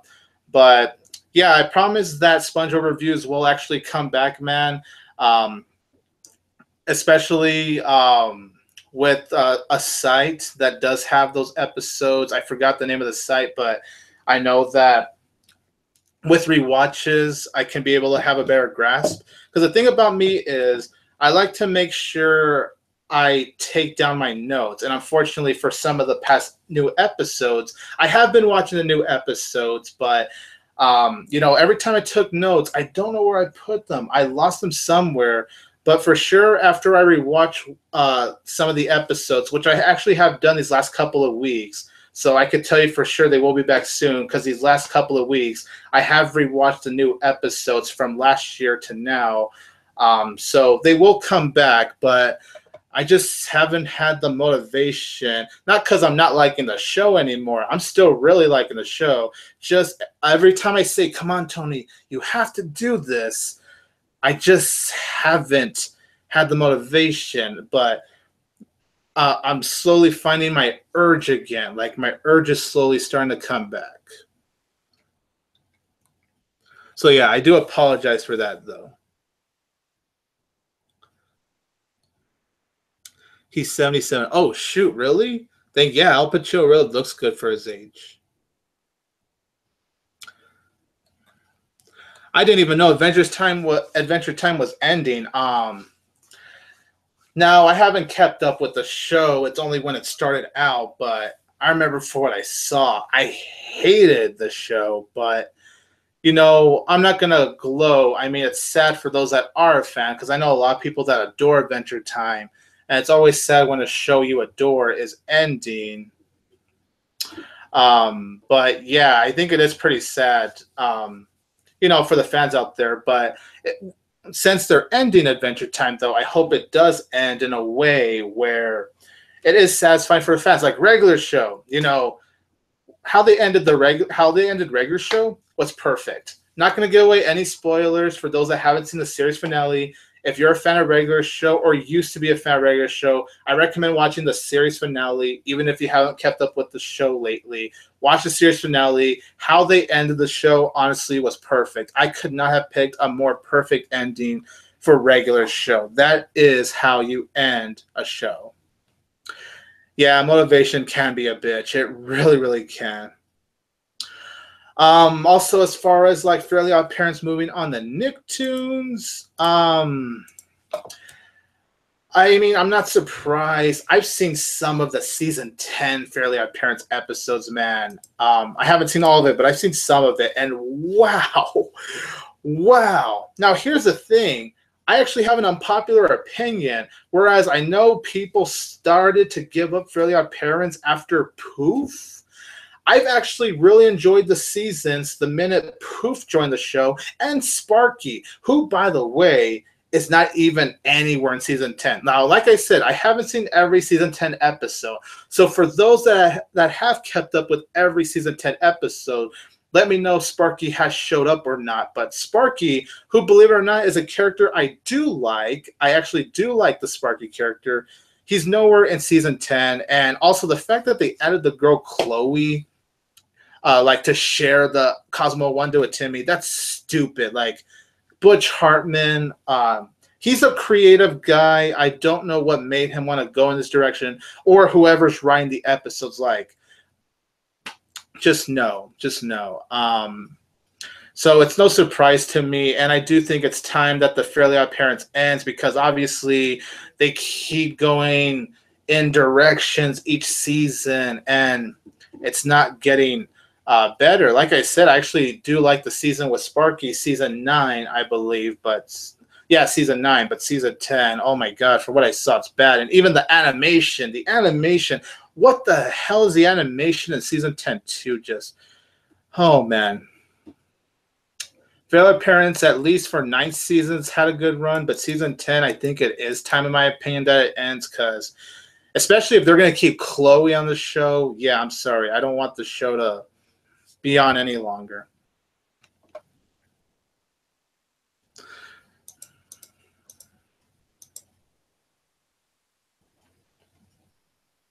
Oh, yeah, I have seen some episodes of Happy Days, not all of it, but some of the episodes I have seen, they bring me a lot of joy, honestly.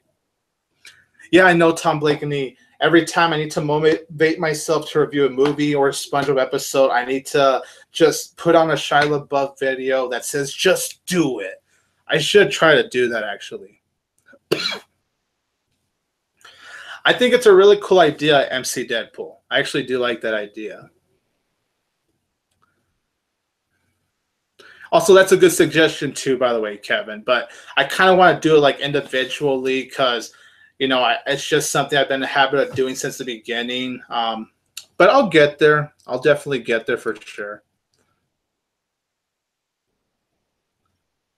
Or Finn was singing "Baby." Oh man, that I agree. Eric Shots. They need to just pull the plug on Fairly Odd Parents, honestly. Oh my god, and I agree. And Vera, Chris, Chloe is so annoying.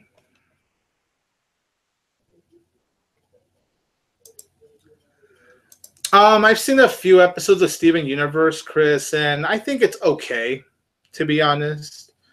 Like I have to see more episodes, because I've only seen maybe like 3-4 episodes in total. But yeah, I think it's okay for what I saw so far. It's not the worst thing. I'd say it's better than most of the stuff that's on Cartoon Network. Like I was flipping.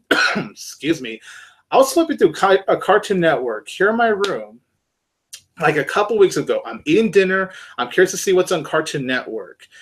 And the stuff they're showing on Cartoon Network now is baffling. Well, first of all, we have okay, I know no one asked me this question, but I have to kind of rant here. I need to vent a little bit, okay? First, they reboot Powerpuff Girls. Wow. Like, I know Teen Titans Go is getting a lot of complaints, and it's understandable, but you guys might find this to be an ironic opinion. I think Teen Titans Go is very mediocre, but it's better than Powerpuff Girls. And another reboot I'll bring up in a little bit. You guys might know what that reboot is, because at least with Teen Titans Go, they do bring the original cast. And for me, them bringing the original cast alone is enough for me to tolerate the show. Plus, there are fun moments here and there, not a whole lot, but here and there. But with Powerpuff Girls, one, I don't like what Cartoon Network did with the original voice actresses. Like, they just get these voice actresses, the new ones, to voice the Powerpuff Girls. And of course, nothing against them. I'm sure they're sweet people. But like, for the original cast be willing to come back, and Cartoon Network never even bothered asking them, yet they'll get Tom Kenny, who voices the mayor. he's actually back, and that's definitely the bright spot. I'm happy about Tom Kenny being back as the mayor, and I think some other characters, but I don't like what they've been doing with Powerpuff Girls. It does not feel like the original show. And Ben 10, that's the other reboot. They reboot Ben 10. Ben 10. We had Ben 10, the original show, Ben 10 Alien Force, and then they reboot Ben 10. And the animation looks really crappy. Like, what kind of animation is that? Like, seriously, Cartoon Network, you're so desperate for new. You're so desperate. You can't come up with anything more original. You have Gumball. That's a very well done show. I actually really enjoy the Amazing World of Gumball. I haven't seen that much of the We Bare Bears, but that's actually not too bad of a show. I'm actually starting to warm up more to that show as of recently. But then you have Ben 10. You have Powerpuff Girls. You have Teen Titans Go, which even though I don't hate, it's very uninspired that they're doing it. And then you have the Cloudy with the Chance of Meatball show. So what's next? Are they going to do an Emoji Movie show? Oh, man, I really hope, like obviously, I have yet to judge the movie. But it's all like, are they going to make shows off of a Sony property or reboot shows now? Because if that's the case, Cartoon Network has reached a new low. They have a few shows right now that aren't too bad. Gumball definitely being their best show currently running since regular show has now ended. But, man, Cartoon Network, they've been very uninspired. Like, come on, you guys. Like, where's your creative juice? Like, look at Nickelodeon. Nickelodeon may not be at their best either, but they're trying to deliver new stuff. Like, cartoon-wise, like, they're not doing too bad. Like, look at Harvey Beaks, even though that moved to Nicktoons, unfortunately, so that's not going to last. But we have The Loud House. That's a really good cartoon. It's one of the better modern cartoons of this generation. And then I did watch Welcome to the Wing because, Loud House has had their week of new episodes, so their new show. I did catch the pilot episode, and I thought that was surprisingly not too bad, but that's just a pilot episode. But at least Nickelodeon, while they're not at their absolute A game, they're at least trying to come up with something new. Or at least something that isn't rehashing, previous things. Like, you don't see them rebooting, like, Hey Arnold, and, you don't see them rebooting something like Rugrats. Like, come on, Cartoon Network. I just had to get that out of the way, guys. I know no one asked my opinion on this, but I had to kind of vent on that because it's been actually driving me crazy for a while. Like, wow, Cartoon Network. Wow, come on. Seriously. Yeah, and I agree, Airshot. SpongeBob is at least really still good. Like, I still really enjoyed SpongeBob even before the original writers came back and Steven Hillenburg came back. But obviously, the improvement has really shown. So at least, Nickelodeon is still showing care for SpongeBob by Steven Hillenburg actually coming back and having some of the old writers came back, like Kaz, Paul Tibbett, Mr. Lawrence. Like, you're getting some of the old writers now for the new episodes, which make me happy. So SpongeBob is still having its good run, a better run than Fairly Odd Parents because of season 10. And whereas SpongeBob, yes, around like season 6, it was starting to decline and all that, it did start to slowly get up and up and up, really. So yeah, that's just my little rant. I know it wasn't a needed rant, but I need to get that off my chest. Oh, Jacob, I did answer the question about Disaster Artist earlier. I think the trailer looks great. I agree, Kevin. What Fairlight Prince has become is such a shame, man. Oh, hi, Mark. Tom Blakeney.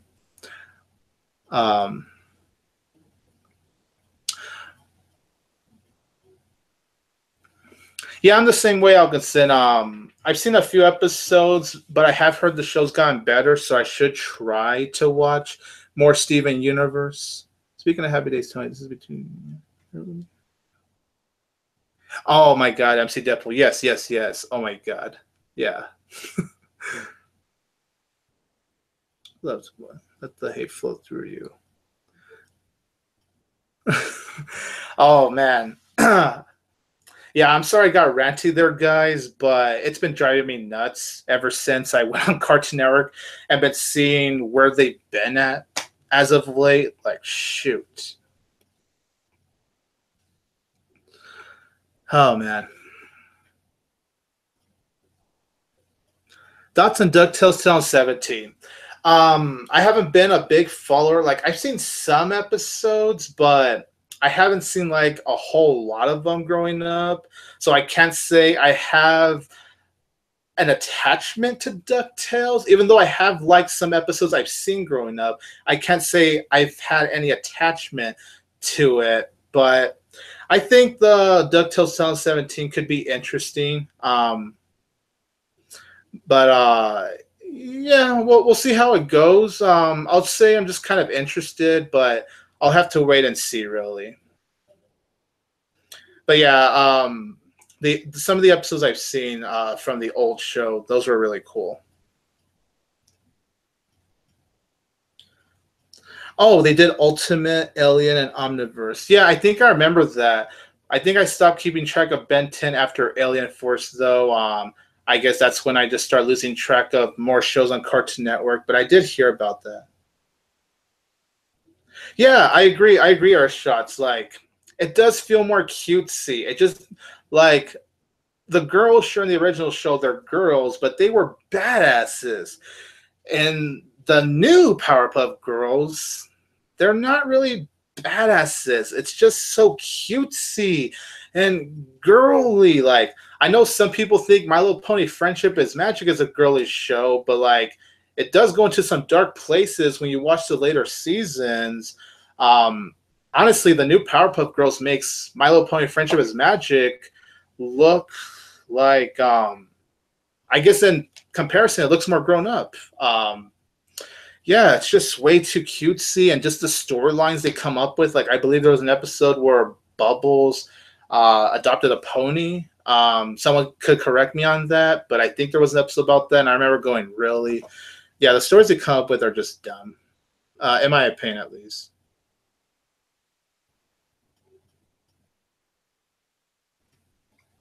Is the best kid show.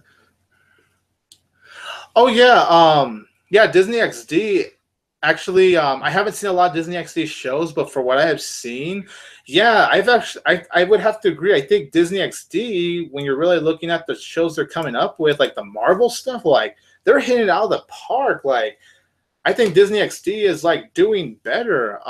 Honestly, like yeah, they've been really stepping up in their A game.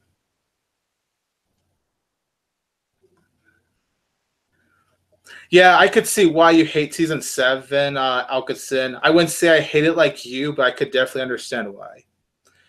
And yeah, I did get a little passionate there, Kevin. I did.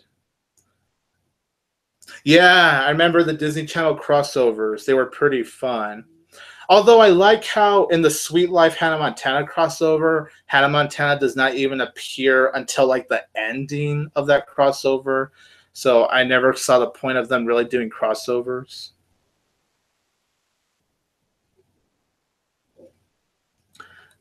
Oh, they shall.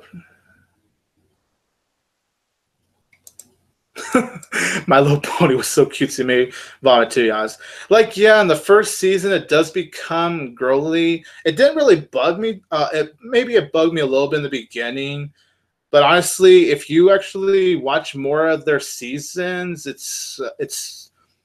does have its darker moments for sure. Like, yes, you still have your cutesy moments where the ponies are like, "Hey, let's go to Equestria" and all that, but 100% of the show surprisingly isn't really like that. It makes My Little Pony Friendship is Magic look like Logan. Oh god, that's a good description. I like that air shots. I really like that. are the cartoons that need to end the most. Yeah, I agree with that, Chris. I agree. Yeah. You'll flip too. Because it's fucking trash. I love Medea. Okay, and I guess Kevin Folk is now getting the treatment of hating on Medea. That's wonderful. Okay, guys, so I did get through the questions now. I've covered everybody. I don't believe I missed anyone. Are there any other questions, or is there anything else about my channel you want to know? Do you want to get a little more of the channel knowledge? If not, we could probably end the stream in a little bit. Um, Yeah, I don't like what they did with Powerpuff Girls, Chris. Like it breaks my heart. Like when I heard the Powerpuff Girls were coming back, I was like, hell yeah. And then I saw what the show turned into, and it crushes my heart, honestly, man. Like I know this might be a controversial opinion, but like I said, I'll take Teen Titans Go over Powerpuff Girls and the Ben 10 reboot. That's just me, of course.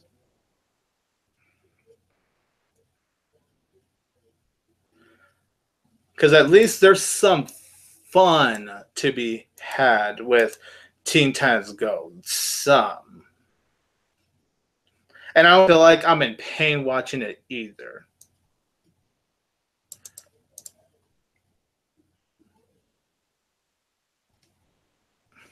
I actually don't hate The Simpsons like you right now, Alkitson, but I could see why.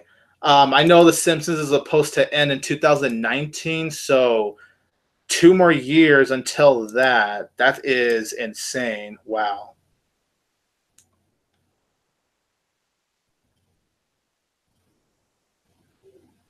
Oh, wait. Also, Tony, the Wizards on Deck one, it's funny how Hannah didn't show up in the Wizards episode, and the Russos weren't in the Hannah Montana episode because Selena Gomez played Hannah's rival.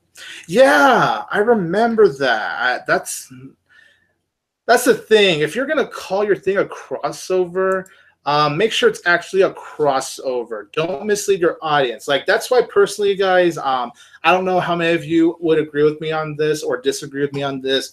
That's why personally I hated the iCarly Victorious crossover. I party with Victorious, I believe. Does anyone remember that? And I find it funny that it's an hour and a half. Yet it takes the iCarly gang to meet the Victorious gang, I think, around the final act, which would be the last 30 minutes of that 1 hour and 30-minute TV movie. And even when they do meet with the Victorious gang, there's barely any interaction. Like Nickelodeon hyped it up to be this event, and they actually made it very long for a TV movie. And you want to talk about the biggest waste of potential with that. That's probably one of my least favorite crossovers, if not possibly my least. I personally, wow. And of course, the story motivation of it have to be like, I forgot. Was it like Carly with a boy, and then it leads to like Victoria Justice, right? Something like that. Yeah, even the story, like the reason that they get to meet them was stupid.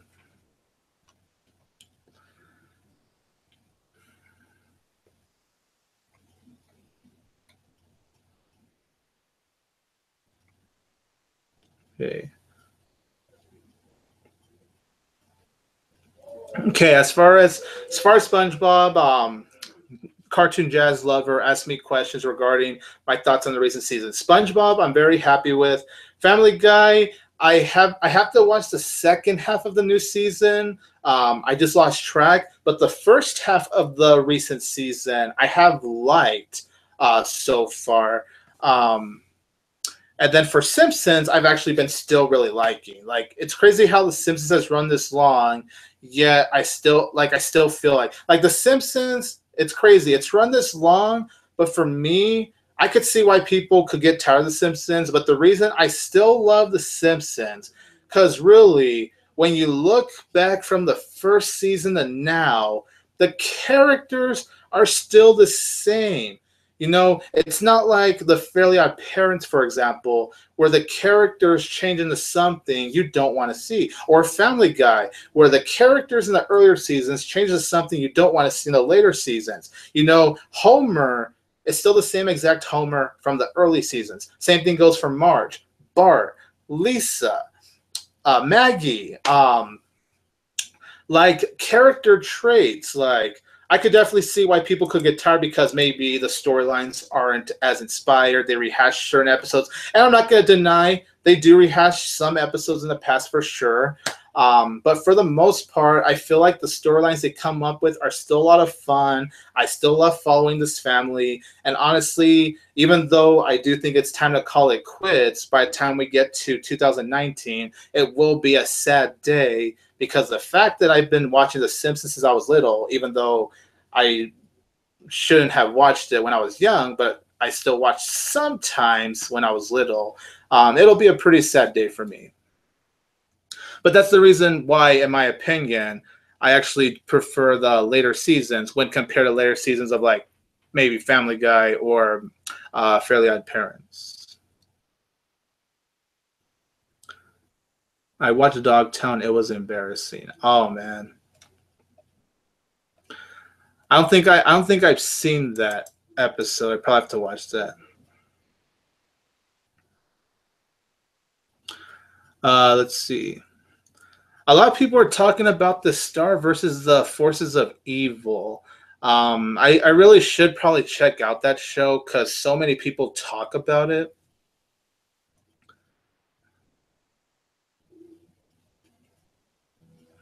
And I can understand your point, Cartoon Jazz lover, regarding like SpongeBob's 10th season being a little too wacky and Simpsons 20th season not feeling too memorable. I can understand that.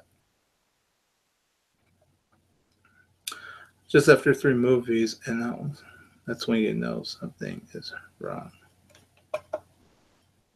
Yeah, I get that. Like, trust me, I totally get that, Kevin. But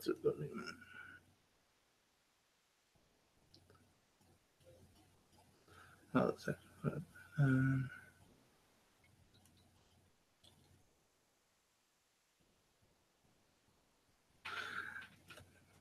no, I have noticed that in Family Guy for sure. They have toned down. Like when you compare to some of the offensive stuff they come up in Family Guy, I have noticed they've toned it down. Like you still have your moments.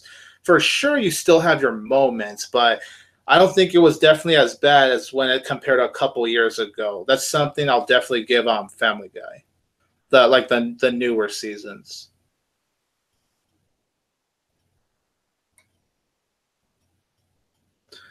You guys are making a lot of great points, honestly. Yeah, Jacob Durham. I have seen Baby Driver. It's an awesome movie. I love Baby Driver. Definitely one of my favorites of the summer and of the year. Just a great soundtrack, great performances, great action. And I'm not the biggest Edgar Wright fan. I know it's controversial because he's very hit and miss with me. And I think if you guys have seen my World's End review back in 2013, you might know my little history with Edgar Wright. I think Shaun of the Dead and Hot Fuzz, they're great movies, but I didn't care for Scott Pilgrim. I hated The World's End. That is so far my least favorite Edgar Wright movie. But luckily, Baby Driver, I can honestly say, is an Edgar Wright film I love.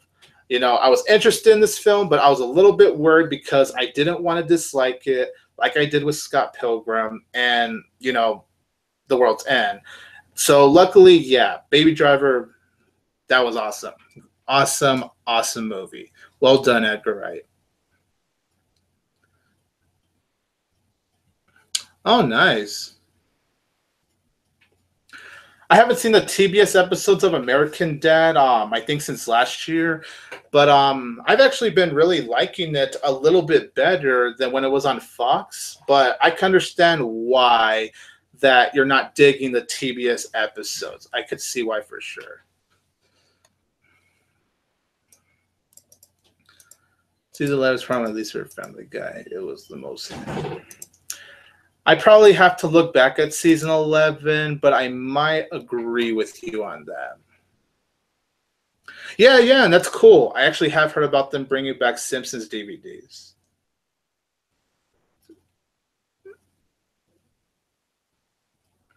Oh yeah, yeah. Some episodes in Family Guy season 12, Alkinson. Yeah. Oh man.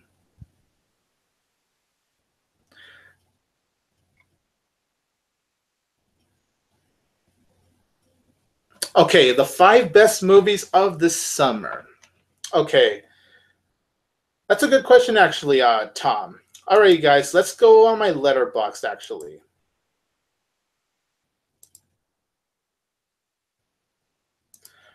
by the way, you guys, very quick. I just want to make a quick shout out to Universe of the Blue Tubers because lately, Film Fan 0599. If you guys are into music, I recommend watching his album reviews because the guy is really talented. He loves music as much as he loves movies. Like there's my On This Day I did for Tom Kenny and Harrison Ford if you guys want to watch that. But I would recommend watching all these album reviews because they're not getting as many views as he wants them to. And I know he really pours his heart out. So if you guys love music, you love watching album reviews, and you want to just see this person's take, I do recommend checking out Film Fan's album reviews he's been doing lately. If you're not subscribed to Universe of the Blue Tubers, I do recommend it. I'll make videos whenever I have the chance, like with this one or the Men in Black. Of course, I had to do a Spider-Man 3 on this day, Dwayne Johnson. Like, this is the content we have on this channel. So if you guys haven't heard of it and you're interested in subscribing to it, feel free. Of course, it's up to you if you want to check it out. But just to let you guys know, I guess to spread more word on the channel if you guys are interested. Okay, you guys, so let's go ahead and check my list because I do make lists for my letterbox. So we're gonna go to great films. Okay. All right, so to answer the question, The Big Sick and War for Planet of the Apes. I can't give you an exact order, but all I could say is this. If I had to really break it down, I'd say these are in the top two because these would both get 4 out of 4 stars from me. So these are easily the top two. I love Megan Levy. I love Okja. Baby Driver. Okay, so if I were to really break it down, my top 5 of the summer, not in order because it's hard for me to really think of a ranking. I would say War would be in there, Big Sick would be in there, Megan Levy would be in there, Okja would be in there, and Baby Driver. Those would be my top 5 right there.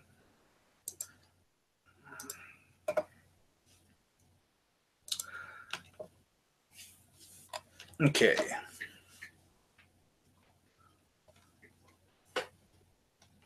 How would I rank all 6 of the Spider movies we've gone so far from best to worst? Oh, shoot. Adam, you asked me a pretty tough question, honestly, man. Oh, shoot. Okay, so if I had to rank them, I would probably have to say, and of course my opinion could change later down the line, but if I were to really think about it, and this might be an unpopular ranking, I'll say Spider-Man 2 is the best Spider-Man movie. And then, believe it or not, folks, I would say, wait. Okay, yeah. I would say Spider-Man 3. Then I would say Spider-Man Homecoming. Then I would say The Amazing Spider-Man, the first Amazing Spider-Man. Then I would say Spider-Man 2002, which I know may shock people. I think it's a really good movie, but I just, for some reason, have always had a preference for the sequels. And then in last place, even though personally I actually do find enjoyment in it, it is flawed. The Amazing Spider-Man 2. There's definitely flaws in that film, but I can still appreciate it. So if I had to really rank it, that's how I would go, Adam.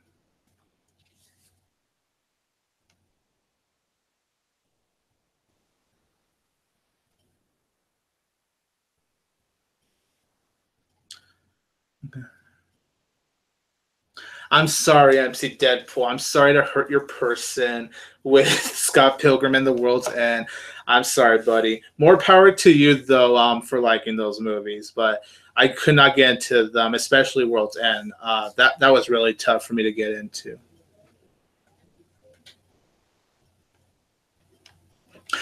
Oh, Jacob Durham. I didn't say I don't like Edgar Wright. I think he's a talented director. I just think he's very hit and miss. But as a director, no, I don't dislike. He's very talented. Definitely one of the most stylistic directors because like he has his own style that I do appreciate. Whether it works or doesn't work, I do admire the guy a lot as a director. Oh, Rogue One, I need to definitely review that.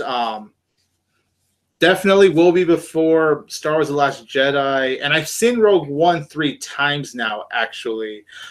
So it's very fresh. My opinion has not changed.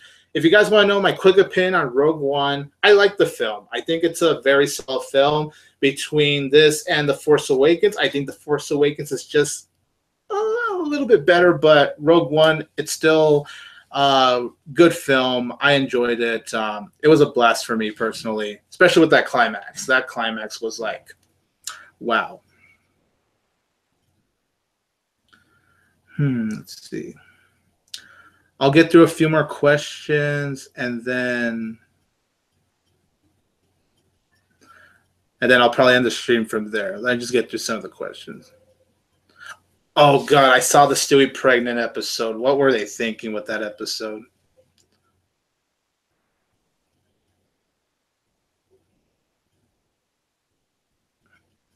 Yeah, I do remember that, Jazz Lover. There were some episodes in the early American Dad seasons where I wasn't necessarily too crazy about it.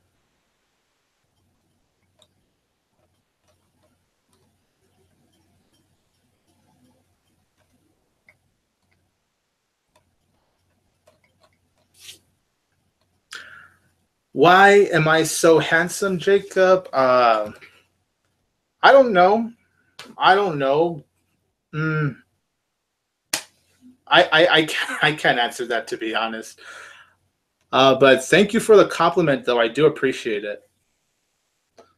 Which was an ugliness.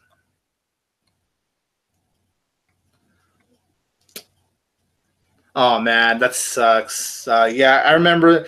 I remember the little this little piggy. Yeah, I remember that. Oh man.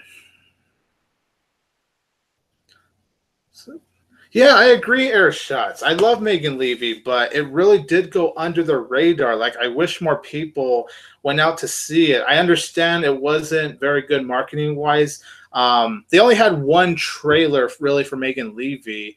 I've seen the trailer at least a few times before leading up to the release. But yeah, it does suck that it is going under people's radars. I really I hope, if not now, maybe in the near future, more people will watch Megan Levy. Because for me, it's not only one of the best of the summer, but it's personally just one of the best of the year. I really hope more people eventually will see that movie.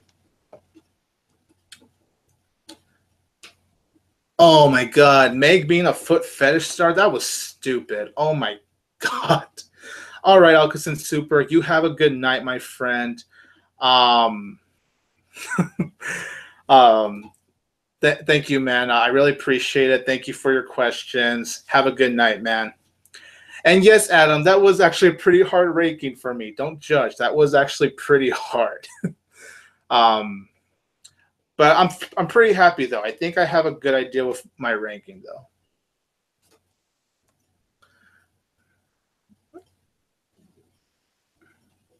I don't know where Double Nine is, to be honest, MC Deadpool. Maybe he's listening to his music right now or watching a movie. I know he's definitely doing something, but I have no idea what Double Nine is doing right now.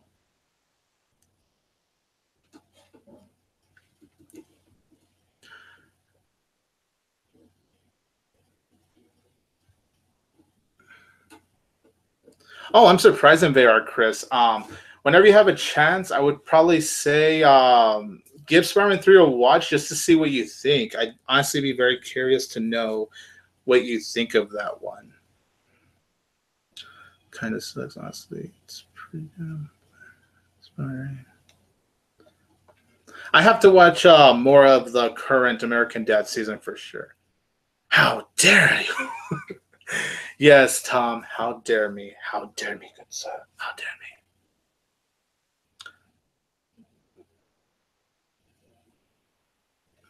Oh man. Okay.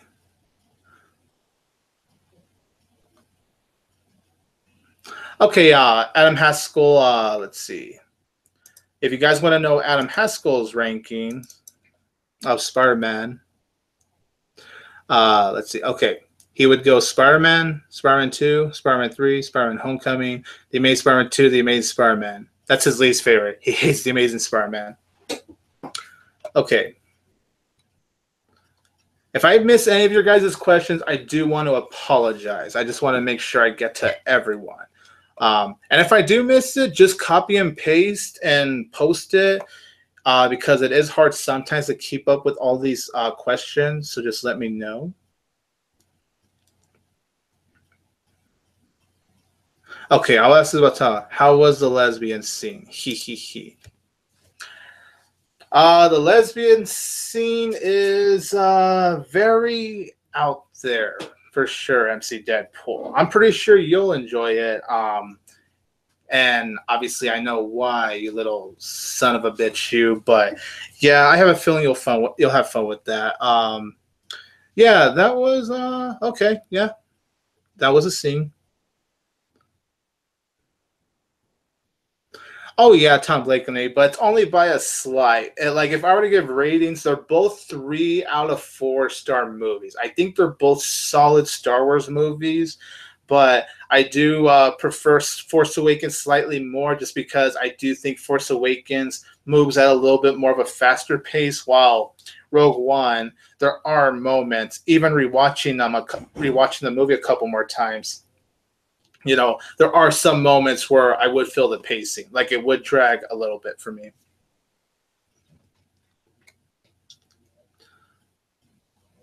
Oh yes, yes, a million times better than Cleveland Show, man. Cleveland Show was a train wreck. Like, thank God Cleveland came back to Family Guy. It's been so awesome, honestly, seeing him back on the show. It's up the same problem modern FPL had too much jelly right, guys. I tried watching Bunsen is a Beast, and I have not been liking it. I tried watching a couple of episodes, and I just been having a hard time sitting through it. Like, Butch Hartman is such a creative guy. Like, Tough Puppy was such a great show, and it sucks that show didn't even last that long. He has a brilliant mind. He really is still a very creative genius, in my opinion. But oh man, I have to watch more. But I have to say, so for what I'm seeing, I just have not been a fan of his newest show. Why you, MC Deadpool? Why you? I don't know, man. Why? Yeah, that's the thing that's been taking me out of it. He stopped going the traditional animation route and he used flash animation. Like, I get it, you want to do something different. You have all of these creative advantages, but like, I can understand maybe if like maybe one episode have flash animation, like for him to test it out. But for like pretty much the rest of the show that have flash animation, it needs to go. I really hope that it goes. Oh shoot. I just had the question from. There you go. Oh shoot! Oh my god! All these shows are horrible.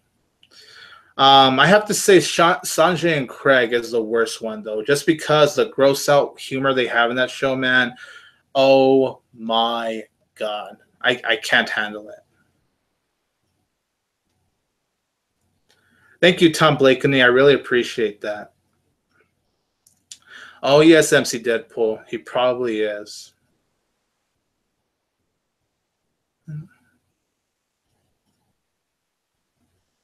That makes sense, Cartoon Jazz Lover. That does make sense. I read Spider-Man 3 then. Oh yeah, I can definitely see that, Tom. Absolutely, I could definitely see that. Any thoughts on A24 films? Hey, I could go on Letterboxd for that. All right, you guys. So as far as the A24 films I've seen, hold on, it's loading. Good thing I made a list on Letterboxd to help me out a bit. These are my thoughts on each of the A24 films, you guys. So let's do this. Can you guys see my screen? Oh shoot. Okay. Sorry. Okay, now you guys can see my screen. Okay. So we have Spring Breakers, which I did bring up earlier. I think it's a mixed bag. I even do add letter grades. Like, I may not use letter grades on my channel, but I will do them on Letterboxd just for the heck of it. So Spring Breakers, it's a mixed bag. It's 2 out of 4 stars. It's a C. Bling Ring, I didn't really care for that one. That one's just okay. I didn't hate it necessarily, but yeah, it's not the best film. It's all right. Spectacular Now, I loved. One of my favorites from 2013. I think that's an incredible film. One of A24's best. Enemy, I hated the film. Could not get into the film. I really, really tried, and I just couldn't. Luck, I appreciate it. I think it's an okay movie, but one time is enough for me. Like, that's just not a film I can simply rewatch, but I do appreciate it for what it was going for. The Rover is great. It's a very slow moving film, but the atmosphere and the characters, the performances by Guy Pearce and Robert Pattinson were really great. I did do a review for that on this channel if you guys ever want to check it out. In fact, I think I've done okay. I didn't review Luck. I didn't review Enemy. I did review Spring Breaker, Spring Ring. I pretty much have reviewed at least most of these movies on my channel. There is The Witch. Really great film. One of A24's best in my opinion. I know it's a very controversial film, and I can understand why people don't like it, but I thought there was a lot to admire in The Witch. Green Room was I think it's one of the most overrated movies of last year, personally. I just could not get into Green Room. For those that did like it, good for you. I am happy for you. Like the movie, but I couldn't get into it. It has its moments for sure. Swiss Army Man, Am Haskell is just screaming at the top of his lungs right now. Love Swiss Army Man, such an incredible film, one of the best films of last year. Moonlight was also incredible. Such an artsy but beautiful, thought-provoking film. It's a film that really left me with a lot of impact. And then there's The Monster, which I did not review this, but it's a piece of shit. One of A24's worst films. And then I just saw this film very, very recently. I'm going to try to do a video review for this one soon. Free Fire, which I thought was, it was okay. So those would be my thoughts on all the A24 films I've seen so far. There's still more A24 films I have to see, but as far as those go, those are my thoughts on each of their movies. Really glad I made a Letterboxd list to help me.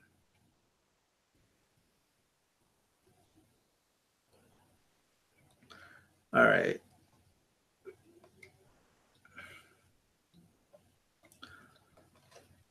All right, and then Tom Blakeney's ranking for the Spider-Man movies, it would be number 1, Spider-Man 2, number 2, Spider-Man, wait, what? Oh, okay. So it'd be number 1, Spider-Man, number 2, Spider-Man, number 1, Spider-Man 2, excuse me, God. 1 would be Spider-Man 2, 2 would be Spider-Man, 3 would be Spider-Man Homecoming, 4 would be Spider-Man 3, 5 would be The Amazing Spider-Man, and 6 would be The Amazing Spider-Man 2. That's a very great ranking. Only Spider-Man film.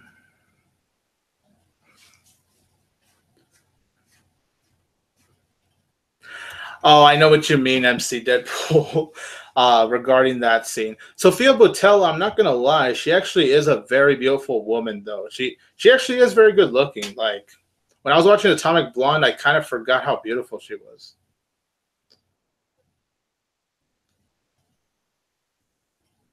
Yeah, and I get your point on Teen Titans Go, cartoon jazz lover.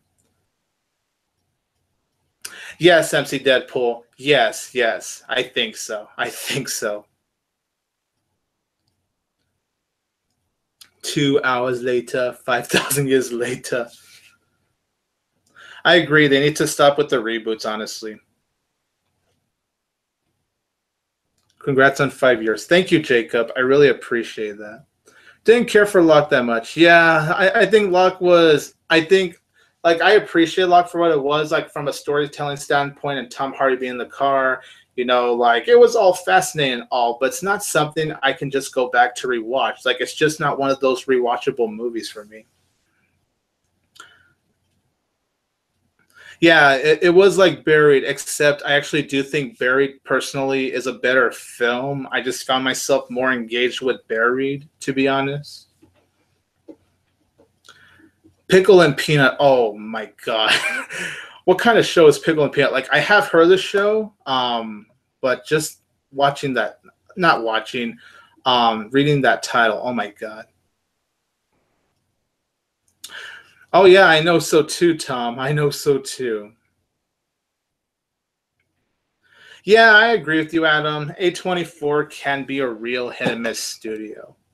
Oh, and air shots. That's awesome. I'm glad you love Free Fire. Hell, Adam Haskell had a blast with Free Fire. Just personally for me, while I did appreciate the action and all that, I just thought the movie was starting to lose its juice with the whole gunplay, especially once we got to the third act. And I did get annoyed sometimes with certain characters, but like it's not a bad film, but I just thought it could have been better. However, I can see why people love it or like it. I know some consider Free Fire one of the best movies of the year, actually, and I could totally understand why. Just for me, I was just expecting something more, but I'm glad that you love it, though.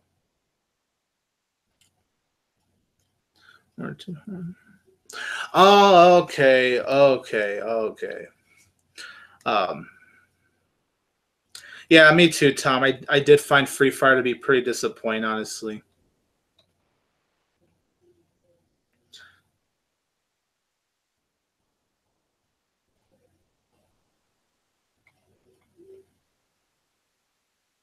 Yeah, yeah, it's true. I actually did watch Free Fire with Adam Haskell and Kevin Falk. We just met up on Skype and we watched that movie together, honestly. So yeah, that was a great experience. Oh, The Lobster. I need to see The Lobster. I know Adam Haskell adored that movie. I actually still have to watch The Lobster. Um, Green Room of B. Glad you liked Green Room.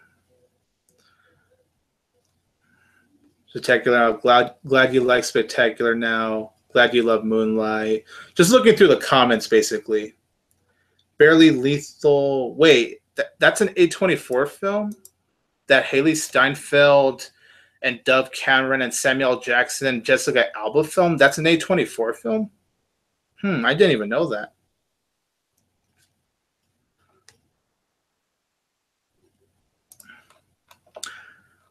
All right, you guys. I'm gonna have to end this stream from here because I am getting tired and I do have to wake up for work. But I want to say that thank you so much, everyone, for tonight. This was a lot of fun.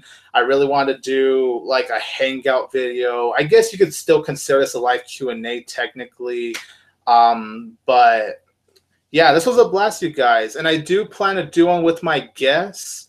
I know that you guys have just been wanting to have one solo, especially when it comes to the cartoon questions, because those are normally hard for me to get around to. And I figured since, it gets a little crowded sometimes, why not? I just do a Q&A or hangout video. It's a Q&A, let's be honest. It's a Q&A with some interesting elements to it, but I don't know when I'll plan it. Maybe in the next few days, I'll probably have a Q&A with the guests and all that. If you want to even repeat some of the same questions that you asked tonight so you could hear the guests' thoughts, that's up to you. But yeah, you guys, that's going to be it for this 5-year anniversary Q&A hangout video. I probably will just call it, I'll probably call it Live Q&A Part 1 because, you know, Part 2, which is with me and my guest, it's still going to be me celebrating my 5-year anniversary. So I don't know what I'm going to tell this video exactly, but I will probably consider it a Part 1 since it did turn out to be like a live Q&A, but just with me solo. So yeah, the next one won't be too long away. I do want to say thank you to everyone, honestly. And thank you guys once again for helping me get to 5 years. It's been a journey. It's been wonderful. Good night, Jacob. Thank you for watching, man. Tiger Power. Hell yeah. Tiger Power Invader Art Chris. Hell yeah. Don't say it. Don't think it. No, Tom Blakeney, don't bring Bye Bye Man into this. Come on, not now. I'm in such a good mood, man. Don't bring the Bye Bye Man into this, please. No, Tom, stop. Stop. No, don't bring Bye Bye Man into this. Good night, Adam. Thank you for watching, buddy. Thank you, Tom, and thank you, Airshots22. I'm glad you had a lot of fun, man. Thank you so much for watching the stream.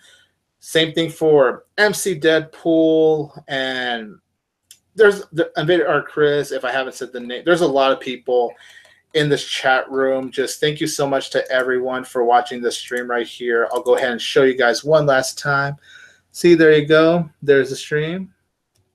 There's a chat room. See, look at that. Boop, boop, doop, doop, doop. So yeah, thank you so much to everyone. This was a lot of fun. I can't believe it. God dang it, Tom, with the Bye Bye Man. But yeah, 5 years. This was a lot of fun. I really felt like I was hanging out with you guys. And I look forward to doing the live Q&A. So yeah, this has been a real blast. This is 22TigerDude, still standing 5 years later.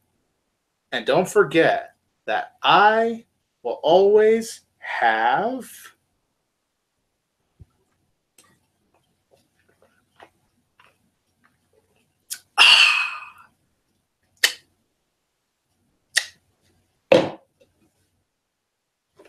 Tiger Power. Stay cool, everyone. You all have Tiger Power. You all have it. Bye.